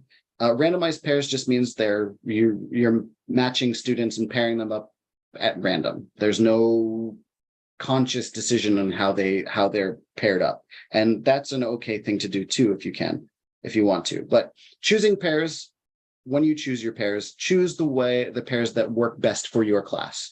And that really depends on your class structure, the class size, how often your students come to class, all sorts of things. So choose the type of pairing that works best for you, but make sure you plan your pairs. It's better to have a plan for how you're going to pair off your students rather than arrive at class and then have to look at all of your students and be like, okay, you and you, and then you and you, because one, that can be off-putting to your students. It's disorganized and takes up time. And some students, they may not like who they're paired with. They might have some conflict. And when you go, okay, James, I want you to work with Ariel. And Ariel just goes, oh, I don't want to work with James. That can be so demoralizing to a class. So when you have all of that planned out before, it allows them to adjust to who they will be working with. They can mentally prepare themselves so that they are not outwardly hurting another student's feelings. So plan your pairs, please. Now, pair rotation, this again is totally up to you, and it's dependent on class size or your classroom size. It might not be easy to move pairs around or change pairs because your class is just too small and you can't afford it. So class size, attendance, behavior issues, activity types, all of these things need to be taken into consideration when you are choosing how often to pair off your students and how to change them. And when paired rotations occur, you need to make sure you do it in a consistent manner. Make sure you have your students understand that the system for how things are going to happen. This keeps things from being confusing. And if you do rotate pairs often, they will have an idea and be mentally prepared for it. This again is where classroom management is so important. Classroom management, have those routines, have those systems in place so that your students know exactly what to do when you say, okay, we're going to rotate pairs. Now, the big one, explicit modeling. Explicit modeling is how you get your students into an activity. So you've paired them off. They all have their partners. They're sitting with each other, and you want them to do an activity. It can be a simple activity, or it can be a bigger project. When we do this, we want to do it through explicit modeling. Now, what does this mean? Explicit modeling is a step-by-step process. Take baby steps, go slowly. And it's not just explaining the steps. You're not going to just say, first, I need you to open your books to page 38. Then I need you to take out your pencils. It's not just that. It's you taking out your book with you, opening to page 38 in front of them, modeling that behavior, then taking out a pencil and showing them how to hold the pencil even if you need to. But it's the instructions, it's the rules, and it's also behavior. You're modeling behavior. This is so important, especially for a more complex activity, a game. You should run through a demo of the game with your students. Now, one of the really useful things to do when doing explicit modeling is, instead of you, the teacher, doing all of the modeling, choose a partner pair. choose a pair and have them do it. So tell them what to do and have them do it. And the other students will see the students doing it, which will make it a bit more comprehensible to them. When they see somebody of their own level doing it, it becomes more understandable, more comprehensible. But also, when you watch your students, when you're modeling with your students, if you notice that they're having trouble understanding something, then you can go as a teacher, okay, I need to take a step back. I need to reevaluate how I'm explaining this. Maybe I missed a step. So watching your pairs do it along with you is really a really useful skill for explaining directions. It does take a little bit of time, and it does take a little bit of practice from teachers if they're not comfortable with this type of modeling, but it's super important. One way to make sure that your students are following along is to perform checks while you're modeling this behavior. So as you are going through, just go, okay, what was the first step? What was the first thing I wanted you to do? Just to refresh, just to check to make sure they're following. That's really important. The one thing that you should never do is say, do you understand? Because what are your students going to say?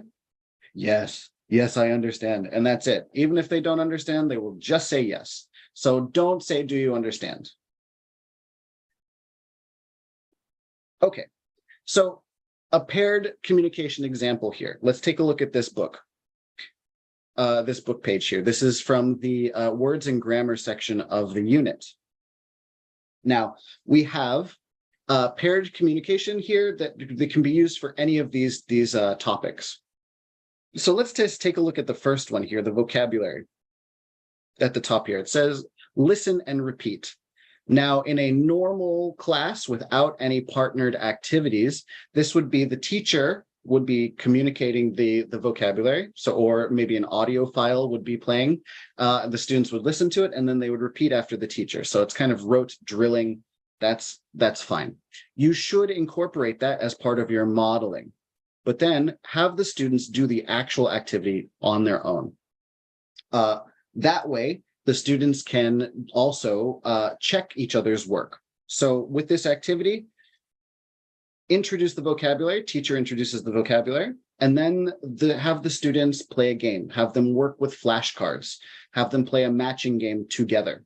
Model how to play the matching game. So to your students, you'd say, take out your flashcards, line them up on your desk so that the pictures are showing. And then go whatever kind of matching game you want to use, you can play that matching game. I'm not going to model everything because I don't have enough time. But have them go through the activity together and let them work at their own pace. If you have students that work faster than others, that's okay. As a teacher, it's always a good idea to have additional activities available for those students that speed through your activities. So have extra things for them to give them extra practice because they're capable of doing it. But don't stop the slower students from completing the activity. With these other activities as well, if for example, this listen and circle activity here, the students can play this together. They don't necessarily need an audio file, but they can listen to each other. So one student can say, is this a bench? As you can see for question one, is this a bench? And the other student can circle yes. Then after they finish that activity, they can rotate and they can check each other's work. So you're incorporating peer review through paired learning. Hugely useful skill. So once the students have gone through and done their own peer review, after they've done peer review, then as a class, you gather and check everybody's work. You review the work one more time. And that's extra practice. It's extra exposure to the language. But first, the students are taking charge of their abilities to check each other's work. Now, as I wrap up my presentation, we're going to be talking about just supporting learners. So things that we should be asking ourselves when we plan our lessons. What can students do alone? what needs to be done in the classroom, what choices can you provide the students, how do students benefit from working alone or in pairs or in groups, and how can you guide your students?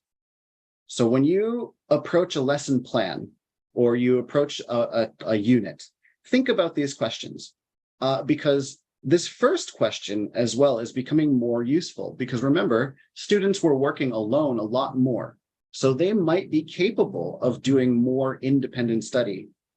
So certain activities may be more useful to be done at home or outside of the classroom. And so that way you can focus on more communicative, more paired learning in the classroom.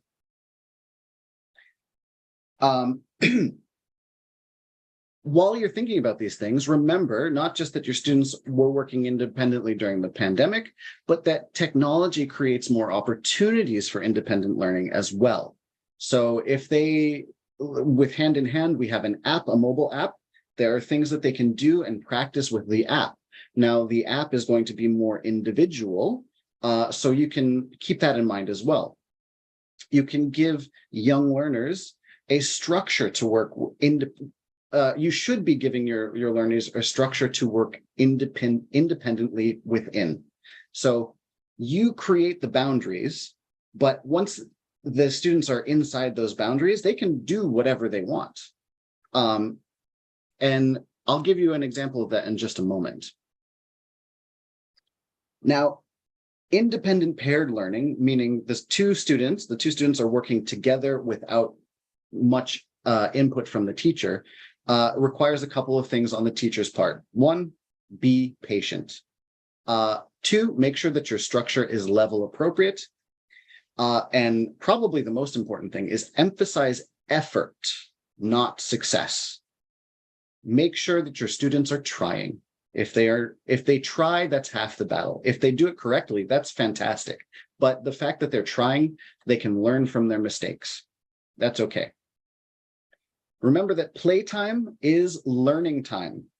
The students are learning to socialize. That's really, really useful. Free play is ideal when you do have playtime. Create opportunities for exploration. So CLIL, STEM, these are useful vehicles for English acquisition. We should be incorporating these things into our lessons as well, especially if you have free play. Have maybe having scientific experiments that they can just go quickly grab and play with and mess around with without maybe messing up the classroom too much, but little things like that can be really useful. And if it's free play, they can choose to do it or not. Okay, so this is an example of what I mean by having a structure that the students can work independently within.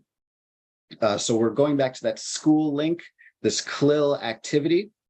The book itself is talking about animals making different sounds. And we have this project down at the bottom. So they practice the different sounds. There's some target language. And then the project is that they make animal puppets and they share them with the class. Now the directions say share them with the class, but that doesn't say how to share them with the class. And this is where you create the structure. So allow the students to choose how they present their farm animals, their farm animal puppets. Give them 3 options. So the ones that I like are a guided tour, or if you want to incorporate some technology, a guided audio tour. So if you go to the museum, you go to a museum and you have the audio files that explain things, you can have them make their own tour of the farm that way.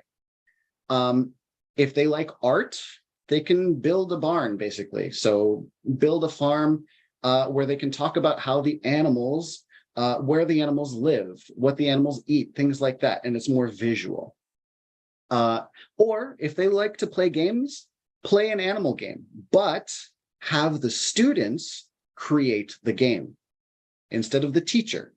This is also a great thing. It's a great little cheat. If you are just not sure what kind of game will be useful, have your students do it for you. Have them plan the game for you. And it's a lot of fun to see what they come up with. Play along with them as well. But the goal with all 3 of these activities is that the pairs make something that they present to the class, but it's also meant to teach the rest of the class. So then the pairs become the teachers, and you as the teacher are there just to assist them. Make sure that you are encouraging them to use language targets from the unit or from earlier units when they're doing this. And of course, refer to modeled examples to help guide them. So if your students want to do a guided tour, give them a quick example of what that might look or sound like. If they want to do the build a barn or build a farm activity, make sure you have an example to show them what it would look like and what the language that would go along with it would look like. And of course, talk to them about a game, model what it would look like. They are familiar with the games that you play with them, so maybe you can prime them and be like, do you remember that matching game we played 2 days ago? Maybe you can use that. So support your students through modeled behavior, but don't lead them. Let them make the decisions for how they present their topics. But more important than anything else is that they are free to express themselves in any way possible. So, last slide. Don't ignore skills that you've learned while teaching remotely, because they can be applied in a live class. So that's something to remember. And think about that with independent learning as well. Allowing your learners to be more important or independent removes some of that pressure from you as a teacher, because your students are working together, they're supporting each other, and then you can take a step back and observe, catch a breath even if you need to. Encouraging students to work in pairs can help transition students back into the classroom if they're shy, or if they are extra rambunctious and excited to see their friends. And it's okay to devote time to students who are having trouble adjusting to the classroom. So if you see a student that is struggling, it is okay to work with them a little bit more than the other students, because the other students are just more comfortable. And finally, support each other and take care of your own mental health. Teachers need to take care of their mental health, because if they're not mentally prepared to be in the classroom, their students are not going to benefit from them. So thank you very, very much. I will end my presentation here. If you have questions or anything, I'd be happy to answer them. If you don't have questions now, you can always contact me at my email, which you can see on the screen now. But that is where I will stop. Really, yes. Joseph Jesus Hills from eFuture. Thank you so much for this wonderful session that we have with you. For sure, teachers, we're really happy that you can share with them all these important suggestions, strategies, and important information that we need for our everyday classes. But don't go, please, don't go, because we have some words for the future from teachers working with you, for sure. And also, dear teachers, we continue with the greetings for our 80th anniversary. Let's go. Benji.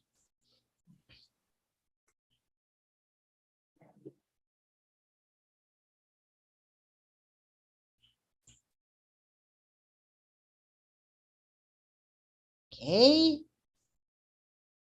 Before the raffle, remember, have to fulfill the form, please, for the raffle and for your certificate.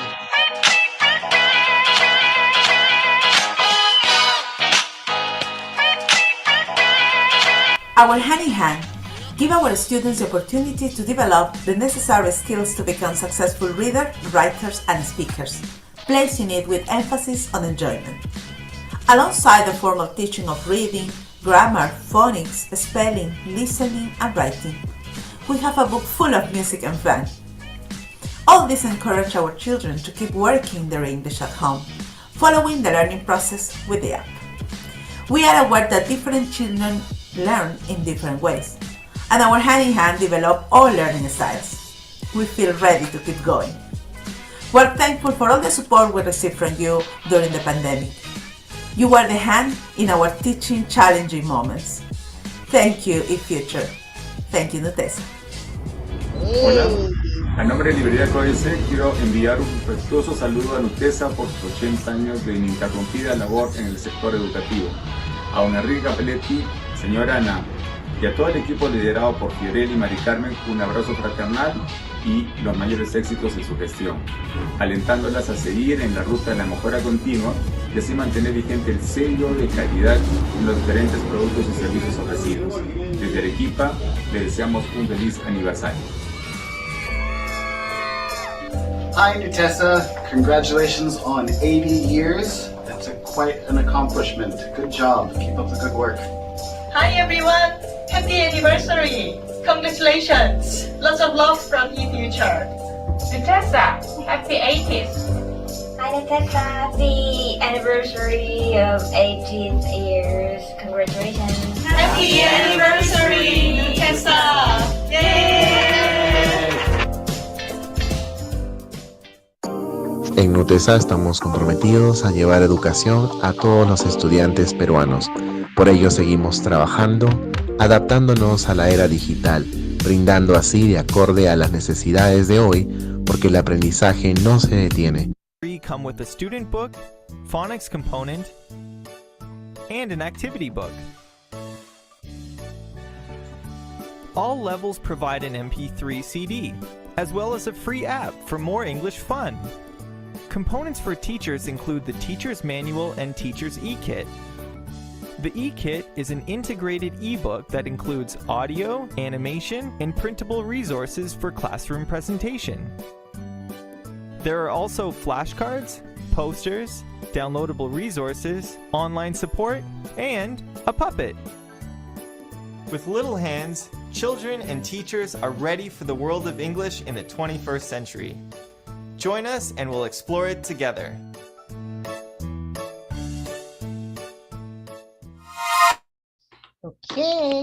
Okay, and we have, nice, thank you, nice thank videos. you. Yeah, thank you, eFuture. Thank you for always working with us. Thank you for always helping our teachers to be successful working with you. What else we have? What else we have? Okay, of course, we have the moment the picture. of our, what? Yes. Oh, sorry, our picture, right?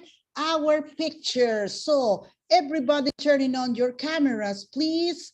Okay, turn on your cameras. Show us your love. Show us your greetings, right? We are going to take a picture to remember this wonderful moment. Okay, and our marketing department is helping us with the pictures. Yes. Okay, everybody say hello to take the picture, right? For our Facebook. Yes. Oh, a heart over there.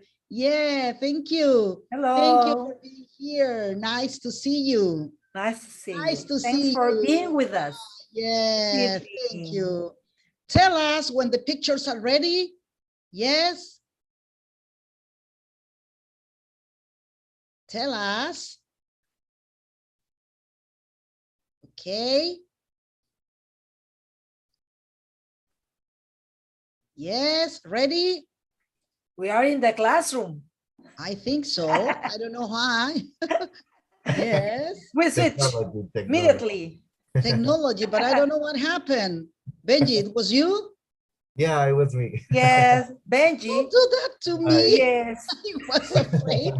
Benji with his surprises. Technology, he surprises us. Thank Okay, you. pictures ready. And what else we have? What else we have? Okay. We have the surprises, Patricia. Yeah, yes, of course. But first, let me show you something, right? Yes. Okay. Oh, I don't know. Well. Just a minute, please. Just a minute. I don't know what is happening with our technology. Yes. Okay. Now let me share. Okay. You know that we are a great team working always with you and for you. Okay. And here we want to introduce our great team, the group of people working as a family at Nutesa. So let me show you and let me introduce our commercial team. Marisol Perez, she is in charge of the center zone. We have Gustavo Vasquez in charge of the north part of our country, here in Lima, for sure. Renzo Corrales, okay, in charge of the south part, and our supervisor, our commercial supervisor. Joel Ordóñez, he is from the north, okay, Trujillo and all those wonderful places. And here we have a great team, okay, Evelyn Moscoso and Benji Gonzalez, who is part of our academic department from Arequipa Reinforced. Okay, Elizabeth Garrido in charge of Lima and of the PLS, right? Center. Our academic staff, okay, Lourdes and me. And Patricia. You, okay, thank you for being here. Our marketing department, Juanita Valverde and Adelaida Mendoza, always helping. And for sure, we have our head, okay, our boss, the one who is always guiding us. Maria del Carmen Rosas, our commercial manager. And this is our team. This is the team that is always supporting everything we are doing for you. Thank you so much. Thank you so much. This is our wonderful team.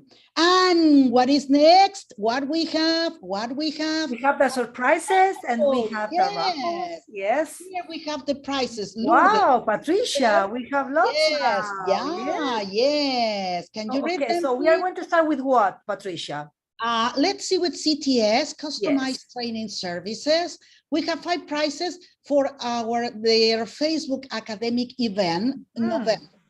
5 prizes for you. What else they have? What else do they have, Lourdes? We have 1/2 prize. That means tenemos una media beca para un curso súper intensivo, muy interesante de FCE. Nos están dando nuestros amigos de CTS una media beca para un curso, ¿sí? Para que se preparen nuestros profesores para obtener, obviamente, el certificado del First Certificate, ¿no? De yes. Also, we have, prizes from National Geographic Learner, one partner that we are working with. And we have 3 prizes, accesses. We have access for EL Teach Professional Knowledge. Here you are going to have excellent material for you to improve, to be updated with this professional knowledge. And of course, we have one more prize from Express Publishing. Also, it's an access for this methodology course, English for 21st century skills. So how many prizes do we have? 5, 6, 9, 10 prizes for today. 10 prizes for today. Okay. They are methodology prizes and for attending some events. Yes, that is true, right? Yes, the CTS, they are going to go presentially and the other ones are virtual, right? Virtual, yes. But you have to remember that you have to fulfill that link. You have to fill in that link so you can participate in the raffle and also for your certificates right? Yes, let's see. I'm going to stop and our marketing department for sure is going to share to start with the raffle. Again, they are asking for the link. The link again. Okay. Maybe Adela, could you send please? The link again. Yes. Launch it again, please. Yes, the link for the raffle and for the certification. So we start with these wonderful prizes, wonderful surprises for you, right? Okay, not telling you, not letting them to telling, thank you for being here. Okay, there is the link. There is the link that you have to fill in so you can participate in the raffle and also to receive your certificates. Okay, yes, and as the marketing department is getting ready with the raffle, we have another link for the survey, right? Just to finish. Yes. Okay. Right. El link para la encuesta, ya, Adela, please. Because we are going to start with the raffle by now. Okay, your opinion is really important to continue working, right? To improve ourselves and to know exactly what you need, okay? Yes, so Juanita, please, you help me. Nos ayudan con el sorteo. Ahí vamos. 10 prizes, 10 premios. 10 premios. Patricia, it's important to mention that tomorrow's session starts at 9 a.m. So yes, some minutes before 9. Some minutes before 9. Yes. Some minutes before 9, you get into the room, right? Tomorrow we have 3 topics. Tomorrow we have 3 speakers, okay, with you. And also we are going to have more prizes tomorrow and more surprises. Let's see. Okay.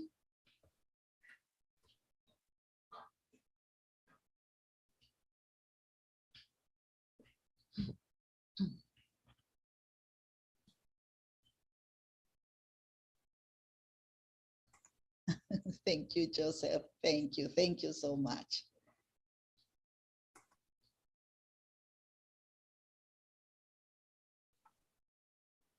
Diez premios. Okay. Just in case the 10 participants or the 10 winners are not here, we have Patricia, we must yes. say the prize is for what? What is the prize they are winning? Ah, yes. Wait. Stop. Yes. First, the 5 prizes for CTS. Okay, thank you, Lourdes. Yes. First, again, Juanita, please, can you do it again? Just 5 prizes for the CTS Facebook event. Juanita, vamos a hacerlo nuevamente. Solo 5 premios para el evento Facebook de CTS. Ok, un momentito entonces. Yeah, okay. Yes, okay. 5 premios, 5 prizes. 5 premios para el evento CTS, el Facebook de CTS. Es en noviembre. Okay, now yes. Los suplentes, no, okay, that's it. Incorrect and university correct. 5, 4, 3, your microphones, please, your microphones, thank you. Okay, Miguel Ángel Rodríguez Ayala, Mariluz Alcacagua, Emilia Catherine Sarmiento Hernández, Marcia Lisette Becerra Barriga, and Roselvira Franco Menacho. Miguel Ángel Rodríguez está presente. Sí, Okay. sí está. Mariluz Alca. Alca también, la Miss Alca también está presente. Sí, María Alca. Emilia Catherine Sarmiento.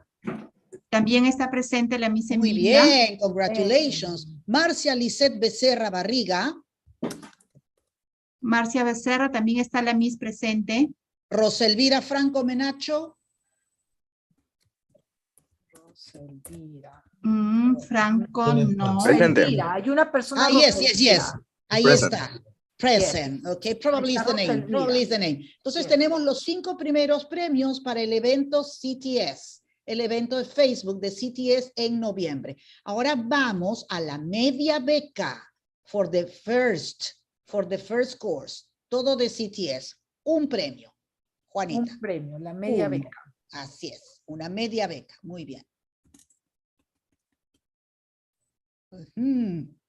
Veamos. Vamos. 5, 4, 3, 2, 1 y veamos. Angélica Ripalda Chunga. Are you here, Miss Angélica? Yes, she's here. Yes. Yes, is she here? Yes. Elizabeth, ¿está? ¿Sí? Sí, se encuentra la Miss Angélica. Muy bien, tomando los nombres, please, chicas, tomando los nombres. Terminamos con CTS. Vamos a los 3 premios de National Geographic Learning. 3 prizes from National Geographic Learning. 3 premios. Let's see. Okay. Let's go. 5, 4, 3, 2, 1. María del Carmen Paredes Espinosa. Sí está María del Carmen. Yes. Narvi Maritza Izaguirre Ciña. Are you here? También, thank you. Catherine Checne Carrera. Sí se encuentra, sí se encuentra. Okay, congratulations for your 3 prizes. Congratulations, dear teachers. Very good. One more prize, Juanita. Uno más, de Express Publishing. Express Publishing. Tenemos el último premio. Ajá, Juanita, te quieres quedar con el premio. ¿Qué pasa? Para nosotros. Vamos a ver, el último premio. National Geographic Learning and Express Publishing, those are virtual, right? They are accesses that you are going to receive, okay, for working with these methodological courses. One more prize, un premio más, un premio más. Ok, veamos, un premio. Estamos getting to the end. Okay. Okay, 5, 4, 3, 2, and the winner is Marcos Delgado Saldaña. Are you here? Yes, I'm here, present. Thank you. Great, congratulations. Yeah, thank you. Gracias, Juanita. Gracias. Okay, thank you so much, dear teachers. This is the moment that we have to say goodbye. But until tomorrow, remember tomorrow we start some minutes before 9, and we are going to have 3 speakers, and we are going to have more videos, and we are going to have more prizes for you. Okay? And lots of information to share too. Yeah, lots of information to share. I have a question, sorry for interrupting you. How can I receive my prize? We are going to be in contact with you, teacher, don't worry. Our marketing department is going to be contacting all the winners. Today or tomorrow? All of you, okay? Because I'm very excited. Thank you. Yeah, for the I know. Thank you so but much. it's going to be from Monday on, because tomorrow we have also a session, and we have to contact all the winners together, right?